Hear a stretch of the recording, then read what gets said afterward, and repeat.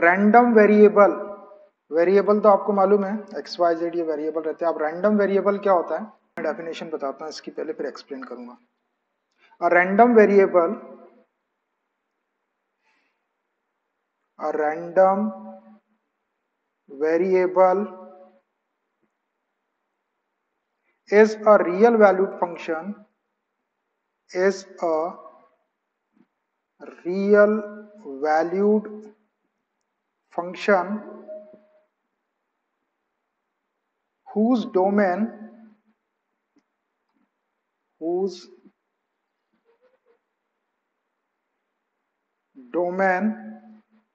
is the sample space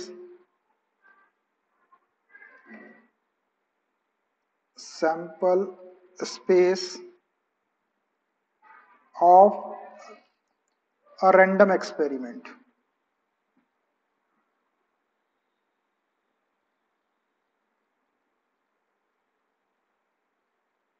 That is, random variable को capital X से represent करते हैं such that sample space to real number. ये है, देखिए, random variable is a real valued function. Random variable जो होता है एक रियल वैल्यूड फंक्शन होता है, मतलब उस फंक्शन की एक रियल वैल्यू निकलती है।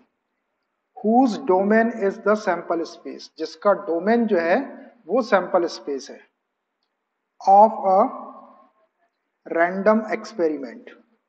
एक रैंडम एक्सपेरिमेंट आपको मालूम है एक ऐसा एक्सपेरिमेंट जिसमें रिजल्ट जो है एक जैसे नहीं आते, बदल बदल के आते, लेकिन कौन से रिजल्ट आते जो पॉसिबल रिजल्ट है वही आते। जैसे एक डाई को अपन रोल कर दें तो उसके 6 पॉसिबल आउटकम है, आपने एक बार उसको रोल किए या थ्रो किए तो कोई एक आउटकम आएगा, लेकिन आएगा आपकी वो जो 6 पॉसिबल आउटकम है उसी में से कोई एक आउटकम आएगा। तो ऐसे एक्सपेरिमेंट को और उसके रिजल्ट के बारे में अपन पहले से प्रेडिक्शन नहीं कर सकते कि एग्जैक्टली 1 आएगा या 2 आएगा या 6 आएगा, लेकिन आएगा कोई ना कोई पॉसिबल आउटकम। तो ऐसे एक्सपेरिमेंट को रैंडम एक्सपेरिमेंट कहते हैं। तो रैंडम वेरिएबल क्या होता है, random variable is a real valued function, एक रियल वैल्यू वाला फंक्शन होता है whose domain is the sample space, जिसका डोमेन जो है वो सैंपल स्पेस होता है। डोमेन आपको पता है जो एक्स की वैल्यूज रहती है, जो अपना इनपुट रहता है उसको डोमेन कहते हैं। एक्स की वैल्यू रखने के बाद एफ ऑफ एक्स की जो वैल्यू निकलती है उसको उसकी रेंज कहते हैं, है ना। एक्स की वैल्यू रख दी है आपने तो एफ ऑफ एक्स की वैल्यू निकली, तो एक्स से रिलेटेड वाई की जो वैल्यू रहती है उसको उसकी रेंज कहते हैं ना। तो रैंडम वेरिएबल क्या होगा, रैंडम वेरिएबल एक रियल वैल्यूड फंक्शन जिसका डोमेन सैंपल स्पेस रहेगा, जिसका डोमेन की वैल्यू आप कहां से रखेंगे, सैंपल स्पेस रखेंगे, तो आपको क्या मिलेगी, एक रियल वैल्यू मिलेगी। एक्स से रिप्रेजेंट करते हैं अपन रैंडम वेरिएबल को, ये एस सैंपल स्पेस को रिप्रेजेंट कर रहा है और ये जो आर है ये रियल वैल्यू को रिप्रेजेंट कर रहा है। एक एग्जांपल देखिए, एक एग्जांपल से बताता हूं मैं आपको इसको कि कैसा रहेगा। For example, if a coin is tossed 2 times, if a coin is tossed 2 times या twice, then अगर अपन एक कॉइन को 2 बार टॉस कर दे तो उसका सैंपल स्पेस क्या बनेगा,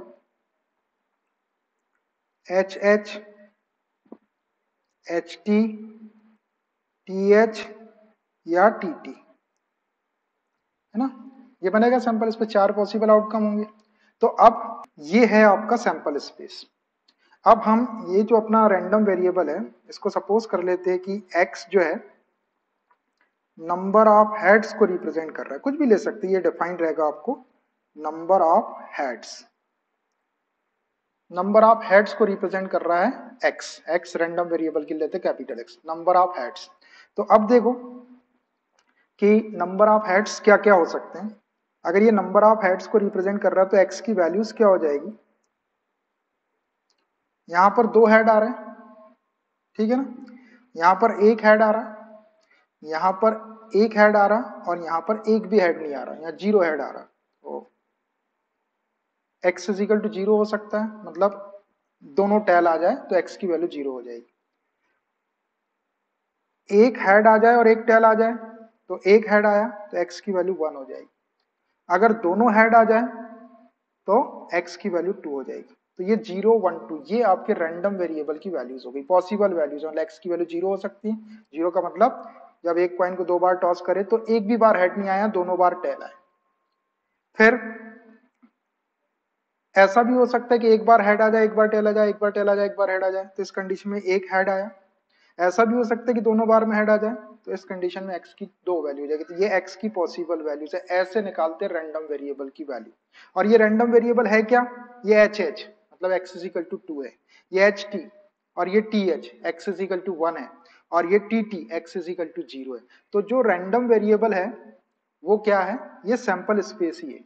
अब जब अपन इससे जब इसकी प्रोबेबिलिटी निकालेंगे तो कोई रियल नंबर निकलेगा। आप देखो इसकी प्रोबेबिलिटी कैसे निकालेंगे। मैं P of X is equal to 0, इसको अपन ऐसे लिख सकते हैं, P of X is equal to 0 का मतलब एक्स इज इक्वल टू दोनों टी आ गए, टी टी ऐसा हो जाएगा। ये एक्स इज इक्वल टू 0 को रिप्रेजेंट कर रहा है। तो देखो इसकी प्रोबेबिलिटी कैसी है, जब आपने डायरेक्ट भी निकाल सकते हैं, अपन अलग अलग निकालते हैं।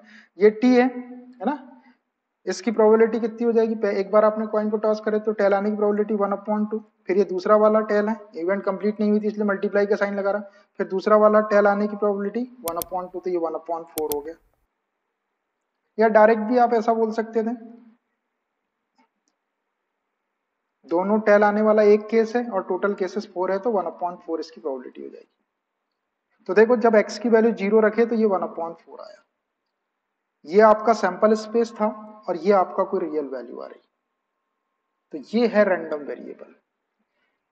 P of x is equal to 1, इसका मतलब है P ऑफ एच टी ऐसा आया या टी एच ऐसा आया। इनकी प्रोबेबिलिटी h की प्रोबेबिलिटी 1/2, t की प्रोबेबिलिटी 1/2 प्लस इवेंट खत्म हो गई आपकी ये वाली। अब ये वाली इवेंट को प्लस करेंगे, प्लस 1/2 एच टी की प्रोबेबिलिटी और h की प्रोबेबिलिटी 1/2, तो ये 1/4 प्लस 1/4 कितना हो जाएगा? 1/4 प्लस 1/4 1/2 हो जाएगा। Total probability 1/2। इसको अपन ऐसा भी कर सकते थे, देखो एच टी और टी एच दो बार आ रहे, दो पॉसिबल आउटकम और नीचे 4, 2/4, तो 2 1 जा 2, 2 2 जा 4, इससे भी निकालते तो 1/2 ही आती।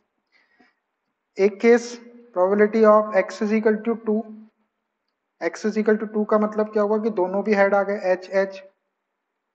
इसकी प्रोबेबिलिटी पहले h की प्रोबेबिलिटी 1/2, दूसरे की 1/2, ये 1/4।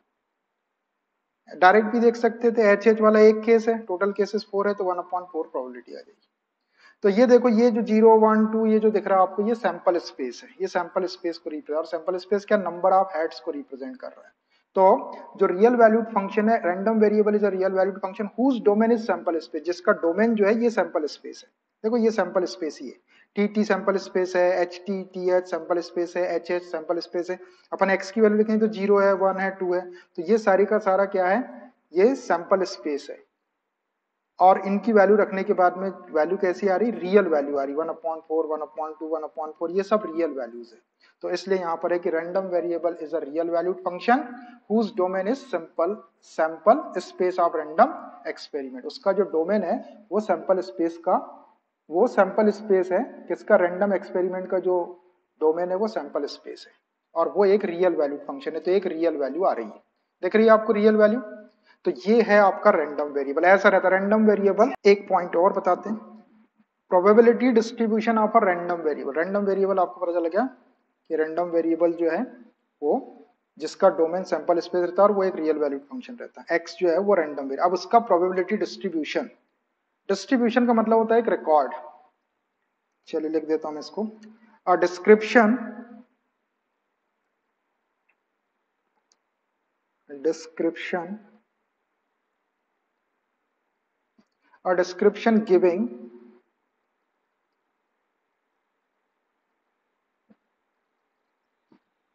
the values of the values of the random variable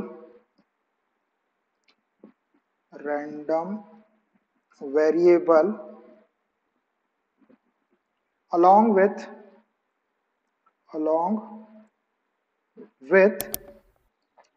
the corresponding probabilities, along with the corresponding probabilities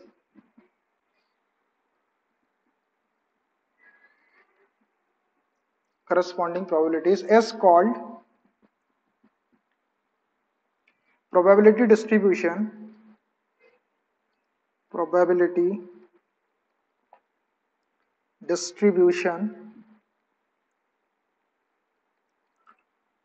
of the random variable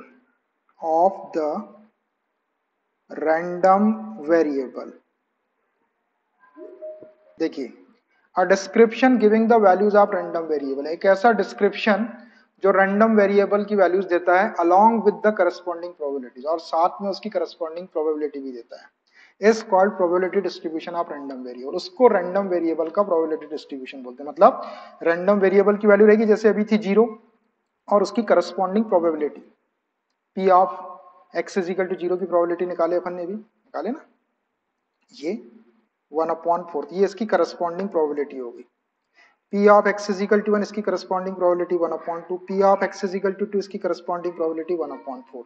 तो एक ऐसा डिस्ट्रीब्यूशन जो रैंडम वेरिएबल की वैल्यू के साथ साथ उसकी प्रोबेबिलिटी का भी रिकॉर्ड देता है अपने को, उसको कहते हैं probability distribution of random variable. Probability distribution of random variable. अब देखिए इसको रिप्रेजेंट कैसा करते हैं अपन, probability distribution of random variable को एक ऐसा टेबल बना लेंगे अपन, यहाँ ये x रैंडम वेरिएबल और ये p ऑफ x, उसकी प्रोबेबिलिटी। तो ऐसा x is equal to 0, x is equal to 1, 2। जब अपन x इज इक्वल टू 0 रखे थे तो प्रोबेबिलिटी कितनी आई थी, 1/4। जब x इज इक्वल टू 1 रखे थे तो प्रोबेबिलिटी कितनी आई थी, 1/2। और जब x इज इक्वल टू 2 रखे थे तो प्रोबेबिलिटी कितनी आई थी, 1/4। ये है probability distribution of random variable. जब हमने एक कॉइन को 2 बार टॉस करे और नंबर ऑफ हेड को रैंडम वेरिएबल बोले तो उसका प्रोबेबिलिटी डिस्ट्रीब्यूशन ऐसे लिखना आपको। ये है x की वैल्यूज, जो है sample space, domain of sample space, और ये उसकी रियल वैल्यू आ रही है, ये उसकी करस्पॉन्डिंग प्रोबेबिलिटी आ रही। तो random variable along with its corresponding probabilities, इस डिस्ट्रीब्यूशन को probability distribution of random variable बोलते हैं। अब इस डिस्ट्रीब्यूशन को यदि आप ध्यान से देखते हैं तो इसके अंदर कुछ अपन पॉइंट्स को नोट कर सकते हैं कि जितनी भी प्रोबेबिलिटीज आई है इसके अंदर रैंडम वेरिएबल के प्रोबेबिलिटी डिस्ट्रीब्यूशन में, ये सारी प्रोबेबिलिटीज का जो सम होता है वो एक्जैक्टली 1 के इक्वल है। The sum of probabilities of probability distribution of random variable is 1।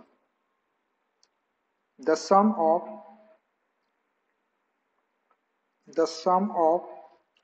all probabilities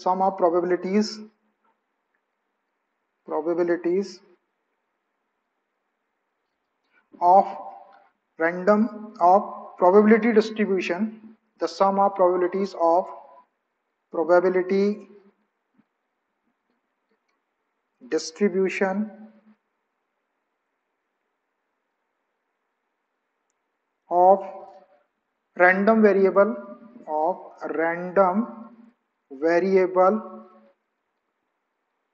is 1। जितनी भी प्रोबेबिलिटीज रहेगी रैंडम वेरिएबल की, उन सब का जो सम है वो एग्जैक्टली 1 के इक्वल आएगा, ना 1 से कम होगा और ना ही 1 से ज्यादा होगा। इसमें देख लो कोई भी प्रोबेबिलिटी जो है वो नॉन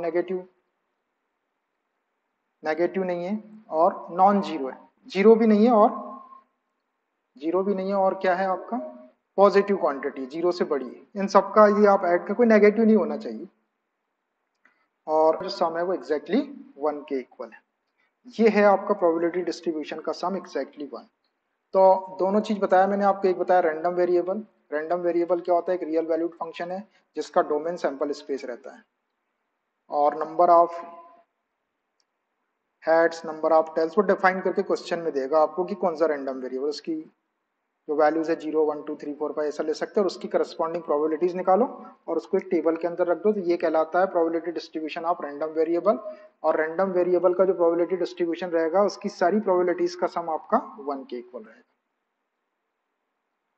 ठीक, तो ये दोनों चीज हो गई आपकी, रैंडम वेरिएबल हो गया और ये उसका प्रोबेबिलिटी डिस्ट्रीब्यूशन हो गया। चलिए अब मैं आपको क्वेश्चंस बताता हूँ इसके, तो ये क्लियर हो जाएगा। एग्जामिनेशन में क्वेश्चन आता है इसका कि probability distribution of random variable, जब भी बोलेगा डिस्ट्रीब्यूशन वर्ड उसके अंदर आएगा तो आपको आखिरी में ऐसा एक टेबल बनाना पड़ेगा, और वो टेबल सही बना है या नहीं बना है ये देखने के लिए आप क्या करेंगे, सारी प्रोबेबिलिटीज को ऐड करके देख लेंगे, ऐसी ओरली वो 1 के इक्वल आ जाएगी। देखो ये 1/4 हाफ हो गया, और ये हाफ और हाफ 1, इसका मतलब है कि वो सही है। अब इसमें कुछ चीजें आएगी और जो अपने सिलेबस से हट गई है। ऑफ रैंडम वेरिएबल ये हट गया अपने सिलेबस से, इसकी बात नहीं करेंगे अपन। और एक वेरिएंस भी हट गया है, वेरिएंस ऑफ रैंडम वेरिएबल ये भी हट जाएगा। जब ये हट जाएगा तो फिर स्टैंडर्ड डेविएशन भी हट जाएगा। वेरिएंस का अंडर रूट ले लो तो स्टैंडर्ड डेविएशन आ जाता है, वो भी हट जाएगा। तो अब जो एक्सरसाइज है इसमें से पूरी एक्सरसाइज अपने इसमें नहीं है, सिर्फ अपन दो चीज करेंगे इसमें, एक रैंडम वेरिएबल और probability distribution of random variable. जो वेरिएंस और मीन वाला आएगा, मीन को एक्सपेक्टेशन भी बोलते हैं, मीन और एक्सपेक्टेशन को हटा देंगे अपन, उतना अपने सिलेबस से हट गया है। और इसके बाद की जो एक्सरसाइज है वो पूरी हट गई है 13.5, वो बर्नौली डिस्ट्रीब्यूशन पे थी, वो पूरी हट गई है, बायनोमियल डिस्ट्रीब्यूशन। ये समझ लीजिए कि अपना आधी एक्सरसाइज करना अपने को इसकी, जितने भी क्वेश्चन आ जाएंगे। Exercise 13.4, state which of the following are not the probability distribution of random variable. आपको बताना है कि इसमें से कौन सा probability are not the probability distribution of random variable, कौन सा रैंडम वेरिएबल का प्रोबेबिलिटी डिस्ट्रीब्यूशन नहीं है। Give reason for your answer, और अपने आंसर के लिए आपको रीजन भी देना। ये 1 नंबर का क्वेश्चन कभी आपको इसके ऊपर आ सकता है। चलिए देखिए, फर्स्ट पार्ट, ये रैंडम वेरिएबल x है और ये उसकी वैल्यूज है 0, 1, 2, और ये उसकी करस्पॉन्डिंग प्रोबेबिलिटीज है। अगर x की वैल्यू 0 रहेगी तो प्रोबेबिलिटी 0.4, 1 रहेगी x इज इक्वल टू तो प्रोबेबिलिटी 0.4, 2 रहेगा x इज इक्वल टू तो प्रोबेबिलिटी 0.2। तो ये रैंडम वेरिएबल का प्रोबेबिलिटी डिस्ट्रीब्यूशन है या नहीं है, ये चेक करने के लिए हम इसकी प्रोबेबिलिटीज का सम करते हैं, वो एक्जैक्टली 1 आ जाएगा तो ये रैंडम वेरिएबल का प्रोबेबिलिटी डिस्ट्रीब्यूशन होगा, अदरवाइज नहीं होगा, और वही उसका रीजन हो जाएगा। तो सम ऑफ प्रोबेबिलिटीज निकालता हूं मैं, sum of probabilities is equal to 0.4 plus 0.4 plus 0.2। ये नीचे प्रोबेबिलिटी दी हुई है आपको, इसको प्लस कर दिया मैंने, कितना हो जाएगा 0.4, 0.4, 0.8 और 0.2 1.0, या इसको 1 बोल सकते हैं। So therefore it is probability distribution of random variable, therefore it is probability distribution of random variable, random variable, ये है रैंडम वेरिएबल का प्रोबेबिलिटी डिस्ट्रीब्यूशन। अगर एग्जैक्टली 1 के इक्वल नहीं आता तो फिर ये रैंडम वेरिएबल का प्रोबेबिलिटी डिस्ट्रीब्यूशन नहीं होता। नेक्स्ट देखते हैं, x 0, 1, 2, 3, 4 और p ऑफ x, उसकी करस्पॉन्डिंग प्रोबेबिलिटी 0.1, 0.5, 0.2, माइनस 0.01 और 0.3। तो इस प्रोबेबिलिटी को देखो आप ध्यान से, एक प्रोबेबिलिटी नेगेटिव दिख रही है आपकी, प्रोबेबिलिटी कोई भी आपकी नेगेटिव नहीं होना चाहिए। तो since one of the probabilities, ये वाली प्रोबेबिलिटी को देखो आप, one of the probabilities, one of the probabilities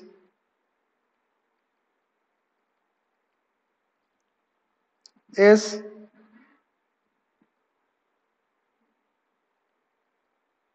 negative, that is कौन सी है वो, -0.1। ये नेगेटिव दिख रही है एक प्रोबेबिलिटी, देख रहे, therefore it is not a probability distribution of random variable, it is not probability distribution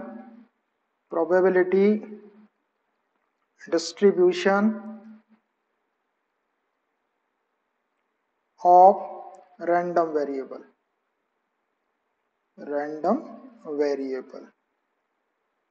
ये रैंडम वेरिएबल का प्रोबेबिलिटी डिस्ट्रीब्यूशन नहीं है, क्योंकि इसमें एक प्रोबेबिलिटी जो है वो नेगेटिव, सारी प्रोबेबिलिटी पॉजिटिव होना चाहिए आपकी, और उनका सम एग्जैक्टली 1 के इक्वल होना चाहिए।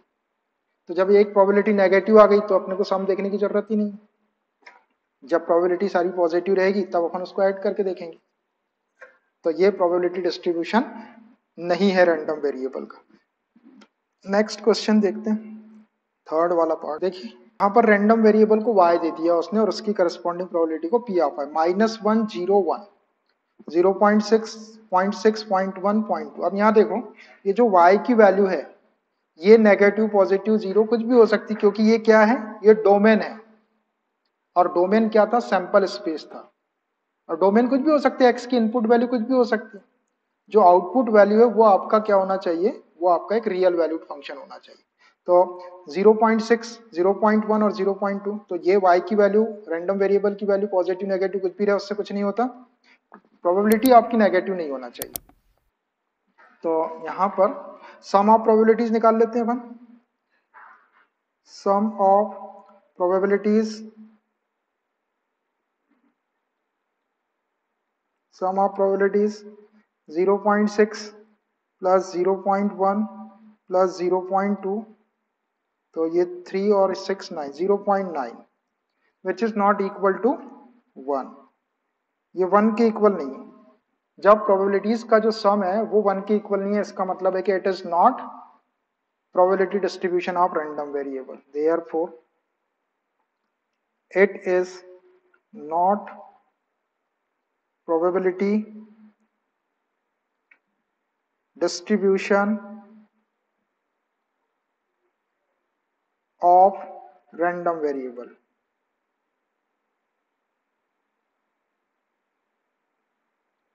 ये रैंडम वेरिएबल का प्रोबेबिलिटी डिस्ट्रीब्यूशन नहीं है because it's sum of probabilities is not equal to exactly 1, exactly 1 के इक्वल नहीं, 1 से कम है, तो ये नहीं है। ठीक है, एक और है लास्ट, यहां देखिए Z3210 ये Z जो है ये रैंडम वेरिएबल है, इसकी वैल्यू 3210 कुछ भी हो सकती है, इसकी प्रोबेबिलिटी है 0.3 0.2 0.4 0.1 और 0.05 है ना। तो प्रोबेबिलिटी सारी पॉजिटिव है। अब इसका सम करके देख लो आप। Sum of probabilities, sum of probabilities is equal to 0.3 plus 0.2 plus 0.4 plus 0.1 plus 0.05।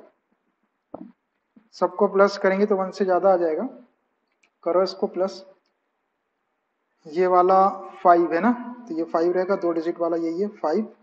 अब 0 1 4 5 5 2 7 और 3 10, 0 डेसिमल लगा दो 1 1 1.05 1.05 आ गई, 1 से ज्यादा आ गई है, which is not equal to 1, therefore it is not probability distribution of random variable, it is not probability distribution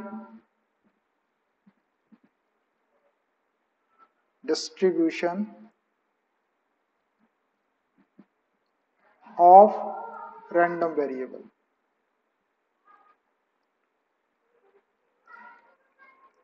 ये रैंडम वेरिएबल का प्रोबेबिलिटी डिस्ट्रीब्यूशन नहीं है। तो ठीक है बेटा, चेक कर सकते हैं आप रैंडम वेरिएबल का प्रोबेबिलिटी डिस्ट्रीब्यूशन है या नहीं है। उसकी प्रोबेबिलिटीज का सम आपका एग्जैक्टली 1 होना चाहिए, है ना, और कोई भी नेगेटिव प्रोबेबिलिटी ना हो। रैंडम वेरिएबल की वैल्यू कुछ भी हो सकती है, पॉजिटिव नेगेटिव कुछ भी हो सकता है, लेकिन प्रोबेबिलिटी नेगेटिव नहीं होना चाहिए और उनका सम जो है वो 1 से ज्यादा नहीं होना चाहिए। सेकंड नंबर का क्वेश्चन देखिए,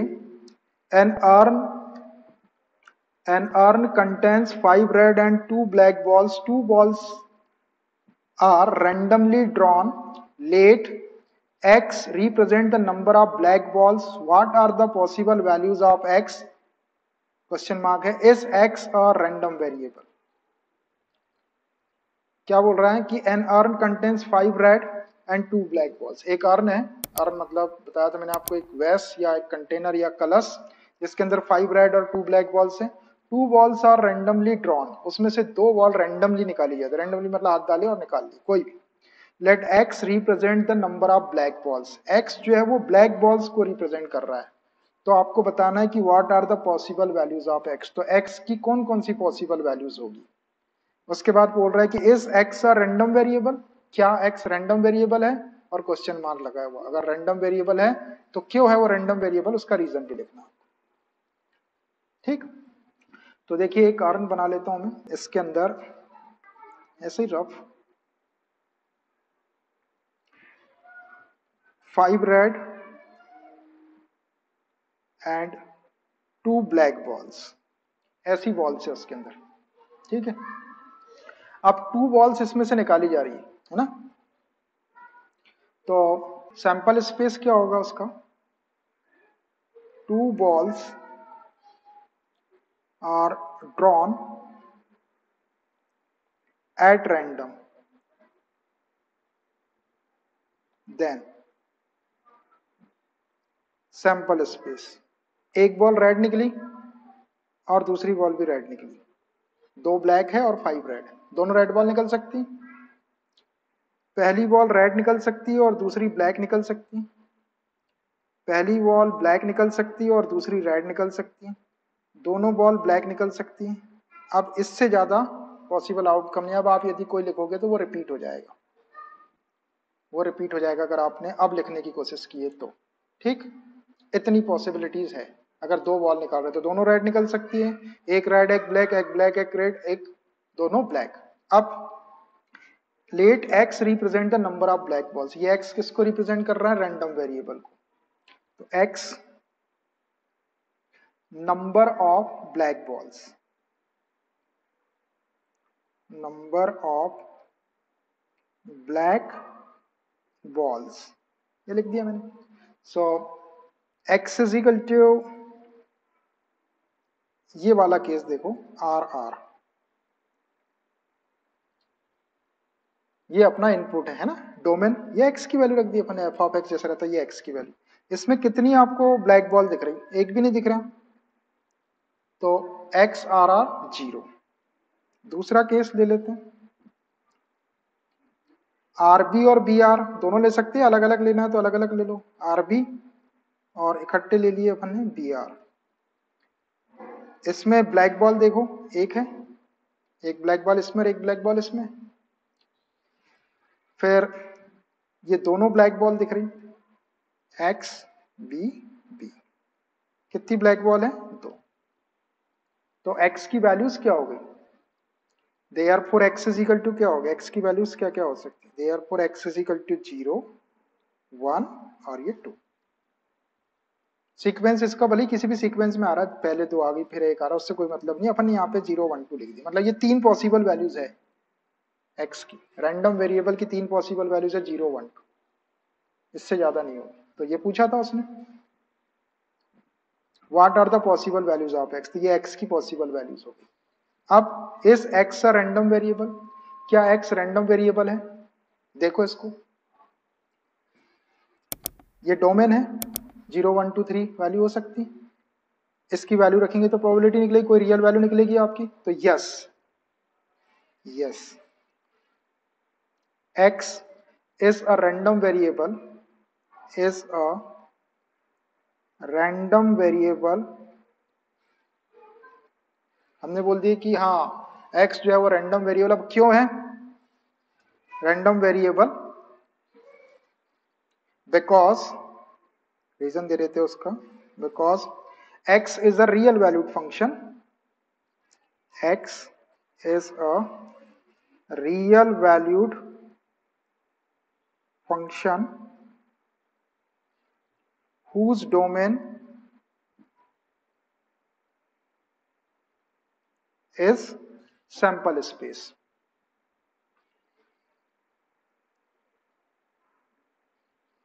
x जो है वो एक रियल वैल्यूड फंक्शन है रियल वैल्यूड फंक्शन, और उसका जो डोमेन है वो क्या है, सैंपल स्पेस। अब देखना, ये सैंपल स्पेस था, हाँ ये रखा मैंने sample space R R, R B B R, ये बी बी, ये रखा सैंपल स्पेस। इधर क्या रिजल्ट मिल रहा है आपको, रियल वैल्यूज मिल रही है, 0 1 2 ये सब रियल वैल्यूज, ये कभी नेगेटिव भी हो सकती है रियल वैल्यूज, जैसे अभी अपन ने क्वेश्चन कर रहे थे एक्स की वैल्यू नेगेटिव थी, वाई की वैल्यू नेगेटिव थी, नेगेटिव भी आ सकती है क्योंकि नेगेटिव नंबर भी रियल नंबर होते हैं। तो ये देखो, ये आपका इनपुट है या आपका डोमेन है, ये डोमेन, इसके अंदर जैसे अपन एफ ऑफ एक्स में वैल्यू रखते हैं ना, एफ ऑफ एक्स में यहाँ एक्स की वैल्यू रखते हैं, इधर आपको वैल्यू मिलती, तो ऐसे यहाँ पे एक्स ऑफ आर आर में जब आप इसकी वैल्यू रखेंगे नंबर ऑफ ब्लैक बॉल्स, तो ये 0 रखे आपने, यहाँ जब 0 आर आर कितना दिख रहा है, आर आर में ब्लैक बॉल कितनी 0 थी, ये 0 आ गए, तो ये जो 0 1 2 3 दिख रहा है आपको, ये रियल वैल्यूज है, ये है random variable. Random variable actually है क्या, रैंडम वेरिएबल आपका सैंपल स्पेस है, और सैंपल स्पेस में से वैल्यू रख दो आप, ये आर आर बी बी, ये है सैंपल स्पेस। अब इसमें जो उसने डिफाइन करके दिया है कि नंबर ऑफ ब्लैक बॉल्स बोला तो 0 1 2, तो ये जो आ रही है आपकी ये रियल वैल्यूज आ रही है, ऐसी डेफिनेशन थी अपनी।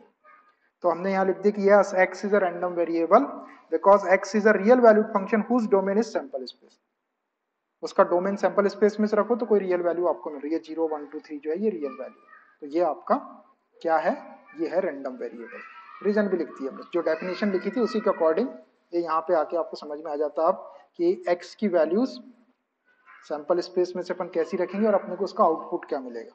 और जब इसकी प्रोबेबिलिटी निकालेंगे तो वो प्रोबेबिलिटी आपकी कैसी आना चाहिए, प्रोबेबिलिटी नेगेटिव नहीं आती प्रोबेबिलिटी, और जितनी प्रोबेबिलिटीज आएगी आपकी उन प्रोबेबिलिटी डिस्ट्रीब्यूशन का सम 1 के इक्वल आएगा, वो उसका प्रोबेबिलिटी डिस्ट्रीब्यूशन होगा। ये खाली आपका क्या है, ये रैंडम वेरिएबल है।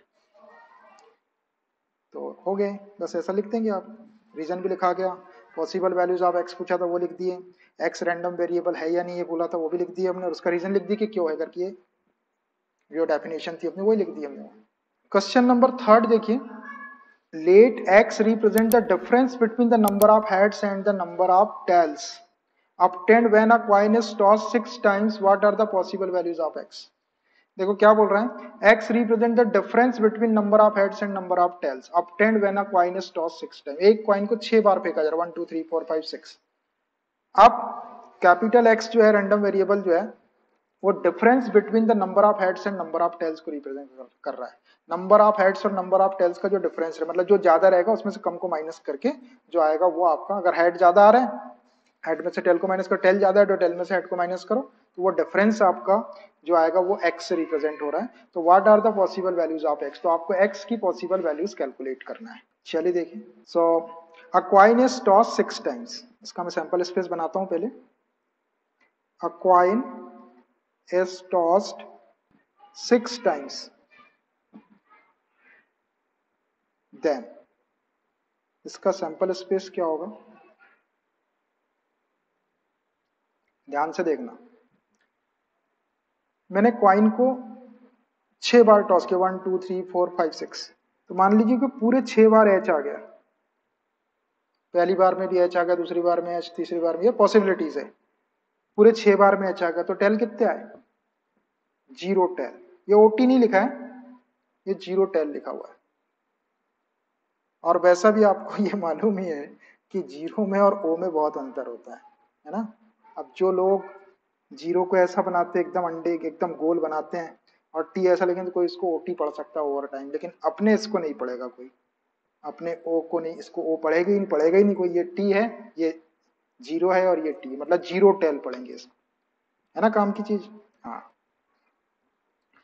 ऐसा हो सकता है कि 5 बार हेड आ जाए और 1 बार टेल आ जाए, हो सकता है ऐसा, 6 बार कॉइन को फेंक रहे थे। ऐसा भी हो सकता है कि 4 बार हेड आए और 2 बार टेल आए, टोटल 6 ही होना चाहिए, 6 बार फेंक रहे हैं। ऐसा भी हो सकता है कि 3 टाइम्स हेड आ जाए और 3 टाइम टेल आ जाए। ऐसा भी हो सकता है कि 2 टाइम हेड आ जाए और 4 टाइम टेल आ जाए। ऐसा भी हो सकता है कि 1 टाइम हेड आ जाए और 5 टाइम टेल आ जाए। ऐसा भी हो सकता है कि 0 टाइम हेड आ जाए और 6 टाइम टेल आ जाए। अब इससे ज्यादा नहीं होंगे, इतने ही पॉसिबल आउटकम आएंगे। समझ में आया। अब क्या करना हमको, x क्या बोल रहा है, represent the difference between number of heads and number of tails, x such that difference between, ये है difference between number of heads and number of tails, number of heads और नंबर ऑफ टेल्स के difference को represent कर रहा है random variable. तो अब x की अपने को क्या करना है, पॉसिबल वैल्यूज लिखना है। What are the possible values of x, तो x पहला वाला केस ले लेता हूं मैं, 6h और 0t इज इक्वल टू, अब बेटा इसमें हेड कितने हैं 6 और टेल कितने हैं 0, तो 6 माइनस 0 इज इक्वल टू 6, ये डिफरेंस आया 6। x जो है वो डिफरेंस को रिप्रेजेंट कर रहा है। देखो ये सैंपल स्पेस है, डोमेन है ये उसका, और ये रियल नंबर आ रहा है 6। यही तो है अपनी रैंडम वेरिएबल की डेफिनेशन, है ना। चलिए दूसरा केस ले लेता हूं। x 5 हेड और 1 टेल, 5 हेड 1 टेल, 5 हेड में से 1 टेल माइनस कर दो डिफरेंस के लिए तो ये 4 आ जाएगा। x की वैल्यू 4, ये लिए अपन ने सैंपल स्पेस, इसका डोमेन, ये डोमेन, और ये आ गया आपका रियल नंबर 4। थर्ड वाला केस ले लो, ऐसा लगाते जाता हूँ इसको, ये 1 हो गया, ये 2 हो गया, ये 3 वाला। x 4h 2t, तो 4 माइनस 2 कर लो तो ये 2 आ गया, डिफरेंस 2 आ गया। उसके बाद 3h 3t वाला ले लो, x 3h और ये 3t, 3 माइनस 3, डिफरेंस आ गया 0। उसके बाद 2h 2t, 2h 4t। अब देखो इसमें 4 बड़ा है, 4 में से 2 को माइनस कर, जो बड़ी क्वांटिटी रहती है उसमें से छोटे को, डिफरेंस का मतलब ये है कि जो बिगर वन है उसमें से स्मॉलर वन को माइनस करना है। उसके बाद 1h 5t, 1h 5t, 5 में से 1 माइनस करो 4। उसके बाद 0h और 6t, 0h 6t, 6 में से 0 माइनस करो तो ये 6। तो देखो ये सारी की सारा जो है ये सैंपल स्पेस है, डोमेन, और ये सारे रियल नंबर आ रहे हैं। तो अब पॉसिबल वैल्यूज क्या हो गई आपकी x की, therefore x is equal to 0 2 4 6, sequence में लिखना 0 2 4 और 6, बस इतना ही है। देखो 0 है, 2 है, 2 कितनी ही बार आ रहा है लेकिन लिखना एक ही बार है, 2 है, 2 के बाद में 4 है और 4 के बाद 6 है, 0 2 4, 0 2 4 6। ये हो गई आपके रैंडम वेरिएबल की पॉसिबल वैल्यूज, जो क्या है, नंबर ऑफ हेड्स और नंबर ऑफ टेल्स का डिफरेंस। ठीक है, बिल्कुल सिंपल था, 1-2 मार्क्स के लायक question. Question number 4, find the probability distribution of, इनका प्रोबेबिलिटी डिस्ट्रीब्यूशन कैलकुलेट करना है। फर्स्ट है the number of heads in 2 tosses of a coin, एक कॉइन को अगर 2 बार टॉस करेंगे तो उसमें जो नंबर ऑफ हेड्स रहेंगे उसका प्रोबेबिलिटी डिस्ट्रीब्यूशन। एक क्वेश्चन, फिर दूसरा, फिर तीसरा, 3 क्वेश्चन है, मैं 1 बाय 1 एक एक लेता हूं। तो पहले अपन फर्स्ट वाला करेंगे, पहले फर्स्ट वाला ले लेता हूं मैं। फर्स्ट वाला क्या है, number of heads in 2 tosses of a coin. So एक कॉइन को कितने बार फेंकना है आपको, 2 times. So in 2 tosses of a coin, sample space बना रहा हूं, in 2 tosses of a coin, एक कॉइन को अगर अपन 2 बार टॉस करेंगे तो सैंपल स्पेस क्या होगा, देन एस एच एच, दोनों में हेड आ सकता है, हेड टेल, टेल हेड और टेल टेल, यही 4 पॉसिबल आउटकम होंगे। एक कॉइन को अगर 2 बार टॉस करेंगे या 2 कॉइन को एक साथ टॉस करेंगे तो। अब x क्या बोल रहा है, वो number of heads, number of heads को रिप्रेजेंट करेगा x, x number of heads, number of heads, heads को रिप्रेजेंट कर रहा है। तो x एक एक लेते जाते हैं अपन सीक्वेंस से, दोनों h ले लिए, x h h, ये सैंपल स्पेस ले लिया अपन, इसका डोमेन इज इक्वल टू, इसमें कितने हेड दिखाई दे रहे हैं आपको, नंबर ऑफ हेड्स को रिप्रेजेंट कर रहा है h h 2, तो x की वैल्यू 2 आ गई। फिर दूसरा ले लो x h t, इसमें कितने हेड दिख रहे हैं आपको, ये वाला लिया मैंने, एक हेड है 1। फिर अगला ले लो x t h, इसमें कितने हेड दिख रहे हैं 1। और एक और ले लो x t t, इसमें कितने हेड दिख रहे हैं, 0 हेड। सो देयरफॉर x की पॉसिबल वैल्यूज क्या क्या हो गई, देयरफॉर x कैपिटल लिखेंगे 0 1 और ये 2, ये 3 वैल्यू आ गई आपकी x की। तो ये तो हो गया आपका रैंडम वेरिएबल। अब अपने को निकालना क्या है, इसका प्रोबेबिलिटी डिस्ट्रीब्यूशन निकालना, मतलब इसकी करस्पॉन्डिंग प्रोबेबिलिटी भी निकालना पड़ेगा। तो अब एक एक प्रोबेबिलिटी निकालते जाते हैं ना। Probability of x is equal to 0, जब अपन x की वैल्यू 0 लेंगे तो p of x is equal to 0 का मतलब क्या है, x इज इक्वल टू 0 का मतलब है दोनों टेल आना, तो p ऑफ tt, इसकी प्रोबेबिलिटी आपको निकालना है।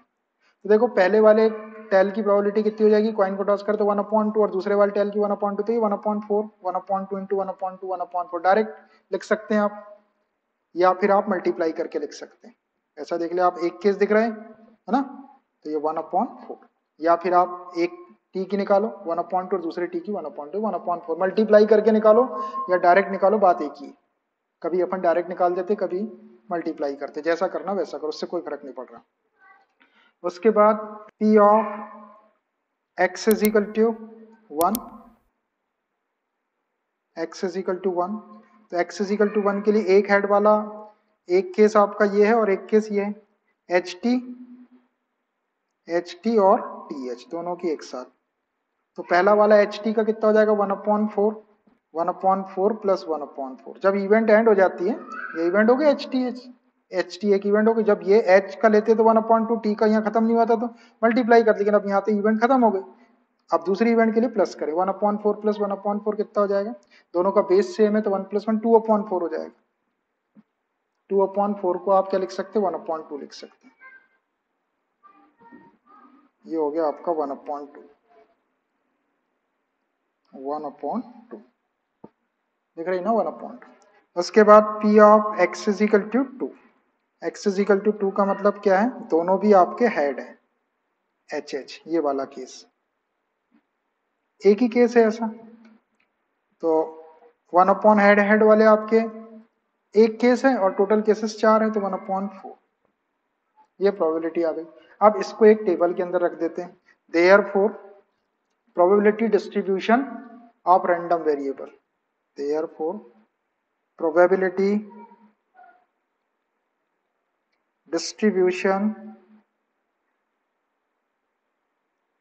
Of random variable, random variable, random variable का प्रोबेबिलिटी डिस्ट्रीब्यूशन, ये हो गया आपका x और ये हो गया p ऑफ x, x 0 था, 1 था और 2 था, तो जब 0 था तो प्रोबेबिलिटी कितनी आई 1/4, जब 1 था तो प्रोबेबिलिटी कितनी आई, x इज इक्वल टू 1 के लिए प्रोबेबिलिटी कितनी आई 1/2, और x इज इक्वल टू 2 था तो प्रोबेबिलिटी कितनी आई 1/4, इनको प्लस करके देख लो आप, 1/4 1/4 हाफ, और हाफ में आप हाफ प्लस करेंगे तो 1 हो जाएगा। प्रोबेबिलिटी डिस्ट्रीब्यूशन में जितनी भी प्रोबेबिलिटीज आएगी उसका सम एक्जैक्टली 1 के इक्वल आने, मतलब ये सही बना, ये हो गया इसका प्रोबेबिलिटी डिस्ट्रीब्यूशन। ऐसे करना आप, ऐसी अलग अलग प्रोबेबिलिटी निकाल लेना है और फिर उसको एक टेबल में रख देना, ये कहलाता है रैंडम वेरिएबल का प्रोबेबिलिटी डिस्ट्रीब्यूशन। रैंडम वेरिएबल की वैल्यूज के साथ साथ उसकी करस्पॉन्डिंग प्रोबेबिलिटीज को रिप्रेजेंट करने वाले टेबल को probability distribution of random variable बोलते हैं। ये है probability distribution of random variable which contains the values of random variable along with its corresponding probability, साथ में उसकी करस्पॉन्डिंग प्रोबेबिलिटीज भी है। x की वैल्यू 0 थी तो प्रोबेबिलिटी 1/4, x की वैल्यू 1 थी तो प्रोबेबिलिटी 1/2, x की वैल्यू 2 थी तो प्रोबेबिलिटी 1/4, और सारी प्रोबेबिलिटीज का सम एग्जैक्टली 1 के इक्वल आएगा। ठीक है, समझ आ गया। चलिए इसका दूसरा पार्ट है प्रोबेबिलिटी डिस्ट्रीब्यूशन फाइंड आउट करना है, इसका भी number of tails in the simultaneous tosses of 3 coins, 3 coins को एक साथ में फेंका जा रहा है, तो number of tails in simultaneous tosses of 3, number of tails का प्रोबेबिलिटी डिस्ट्रीब्यूशन आपको निकालना है। तो चलिए, in a simultaneous tosses of 3 coins, in a simultaneous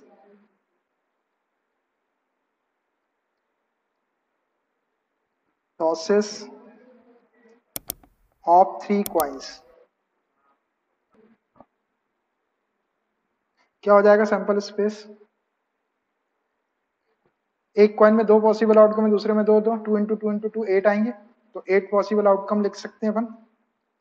कैसे लिखते हैं, H T H T H T H T, 1 2 3 4 5 6 7 8। अब इसको डबल कर दो, 2H लिख दो, 2T लिख दो, 2H और 2T, और डबल कर दो, 2 के 4H लिख दो, 4H, H H H और 4T लिख दो, T T T T। हो गए 8। इसको यहाँ पे लिख देता हूँ मैं, H H H T H H H T H T T H H H T T H T H T T और T T T। इनको मिटा देता हूँ, ये रफ अपने लिए लिख लेते हैं अपन कि कोई मिस्टेक ना हो जाए।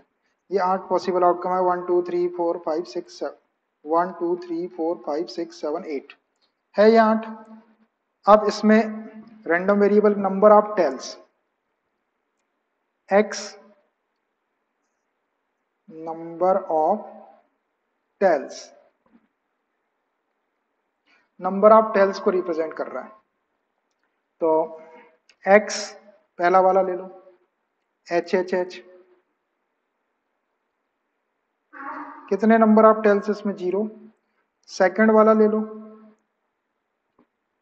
X T H H, कितने टेल्स है इसमें, 1। थर्ड वाला ले लो, H T T H T H, कितने टेल है इसमें, 1 है।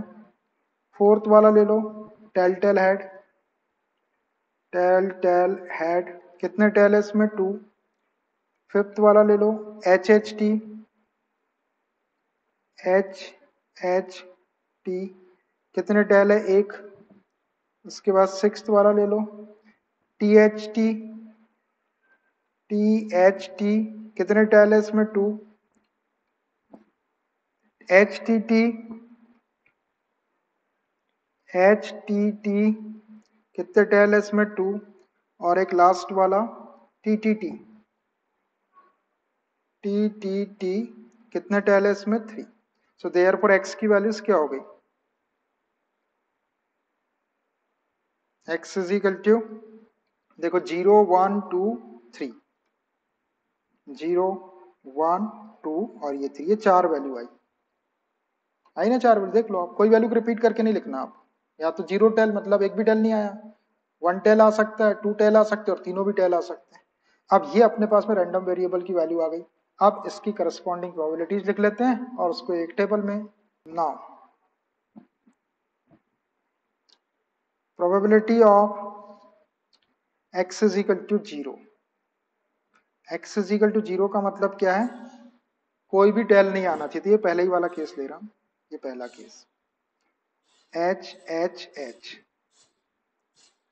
देख लो H H H वाला एक केस है ना, एक, और टोटल 8 केसेस है तो 1/8 लिख सकते हैं।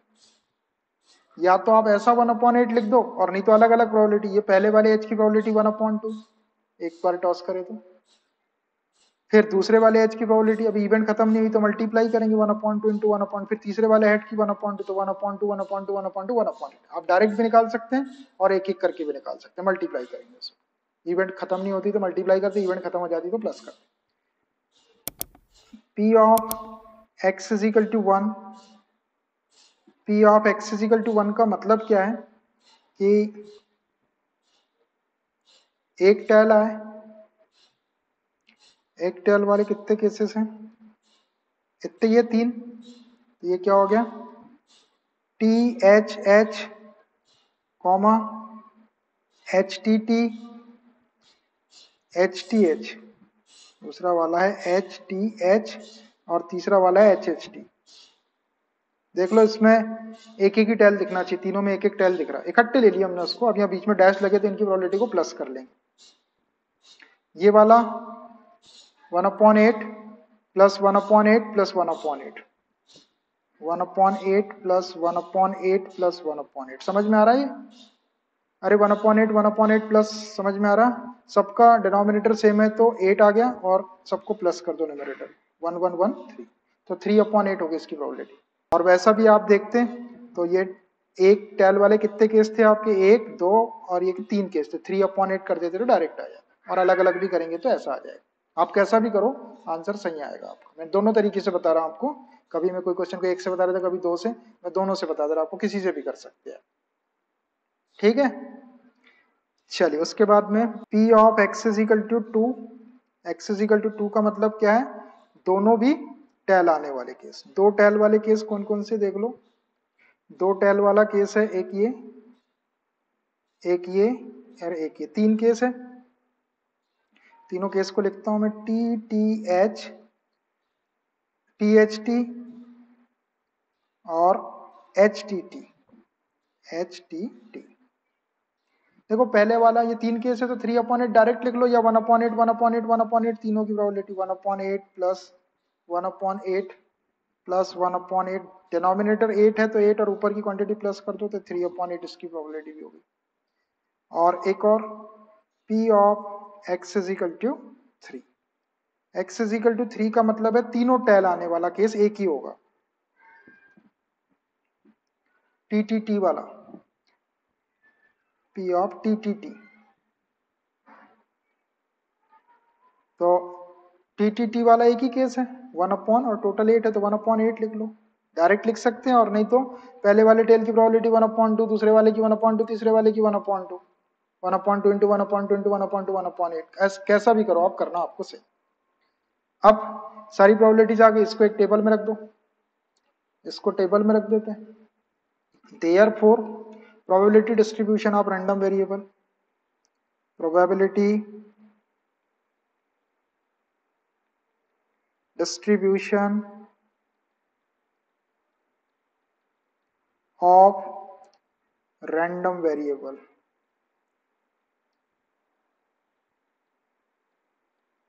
इज,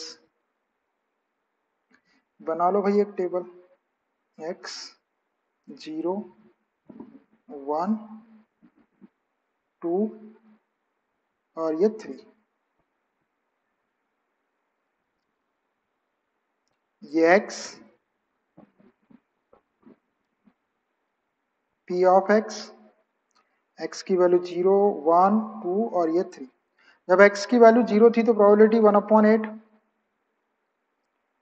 जब x की वैल्यू 1 थी तो प्रोबेबिलिटी 3/8, जब x की वैल्यू 2 थी तो प्रोबेबिलिटी 3/8,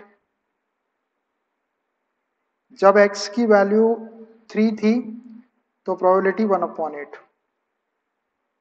ये टेबल सही बना है या नहीं, इसको सबको ऐड करके देखो, देखो डिनोमिनेटर सबका 8 है तो नीचे 8 आ जाएगा, ऊपर वाले को प्लस 3 1 4 4 3 7 और 1 8, 8/8 दैट इज 1। तो ये है probability distribution of number of tails in simultaneous tosses of 3 coins. तीनों कॉइन को यदि इकट्ठे फेंकेंगे तो उसके प्रोबेबिलिटी डिस्ट्रीब्यूशन है किसका, टेल आने का।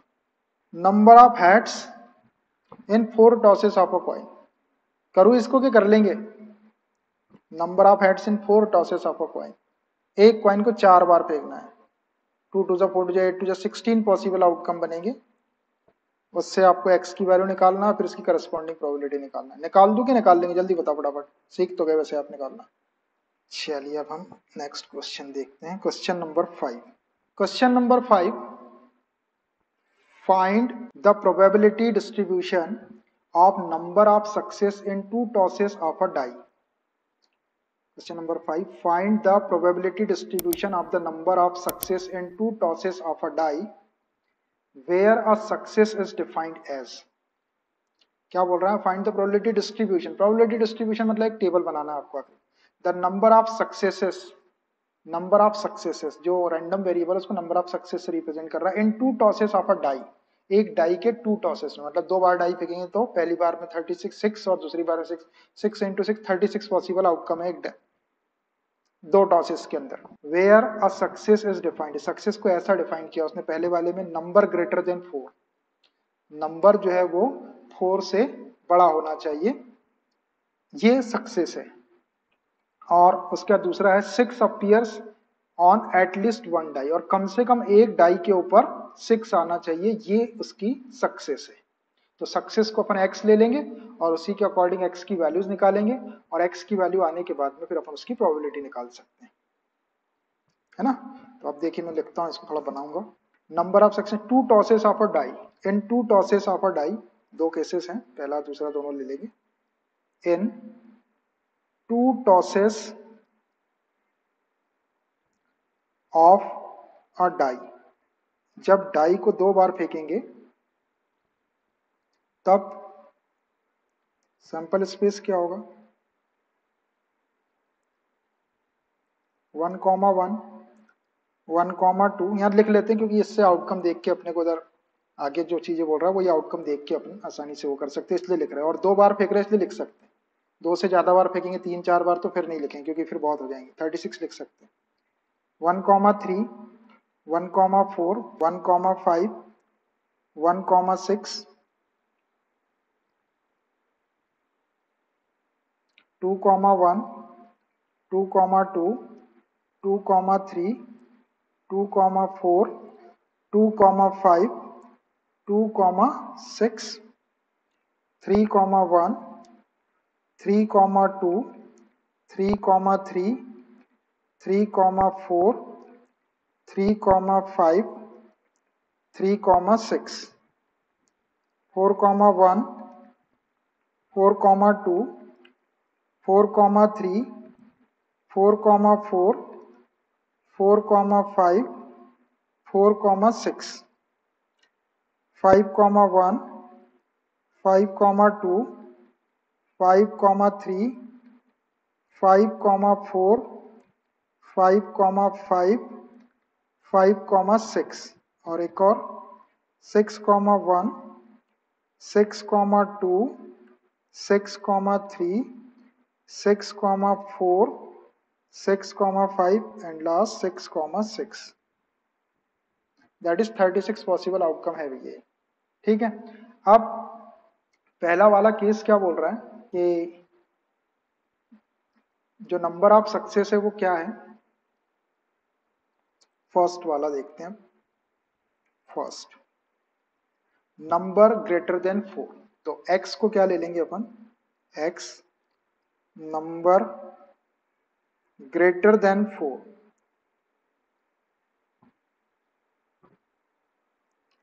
ग्रेटर देन 4 का मतलब 4 से बड़ा नंबर आना चाहिए, 4 से बड़ा नंबर आना चाहिए।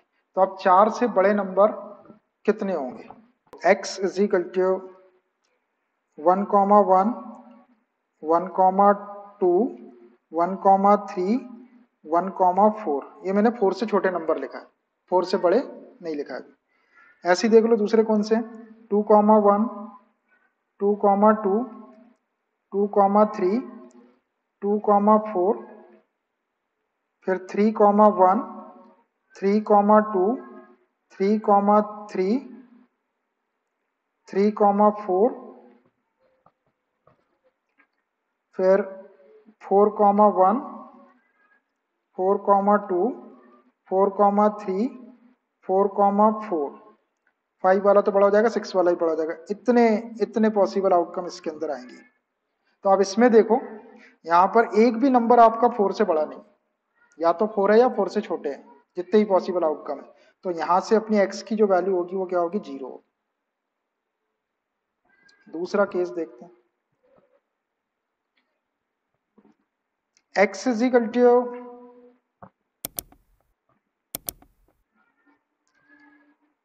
अब एक नंबर अपन 4 से बड़ा ले लेते, मैंने 4 से छोटे सब ले ली। अब एक नंबर 4 से बड़े वाले में देखो क्या क्या आ जाएगा, 1,5।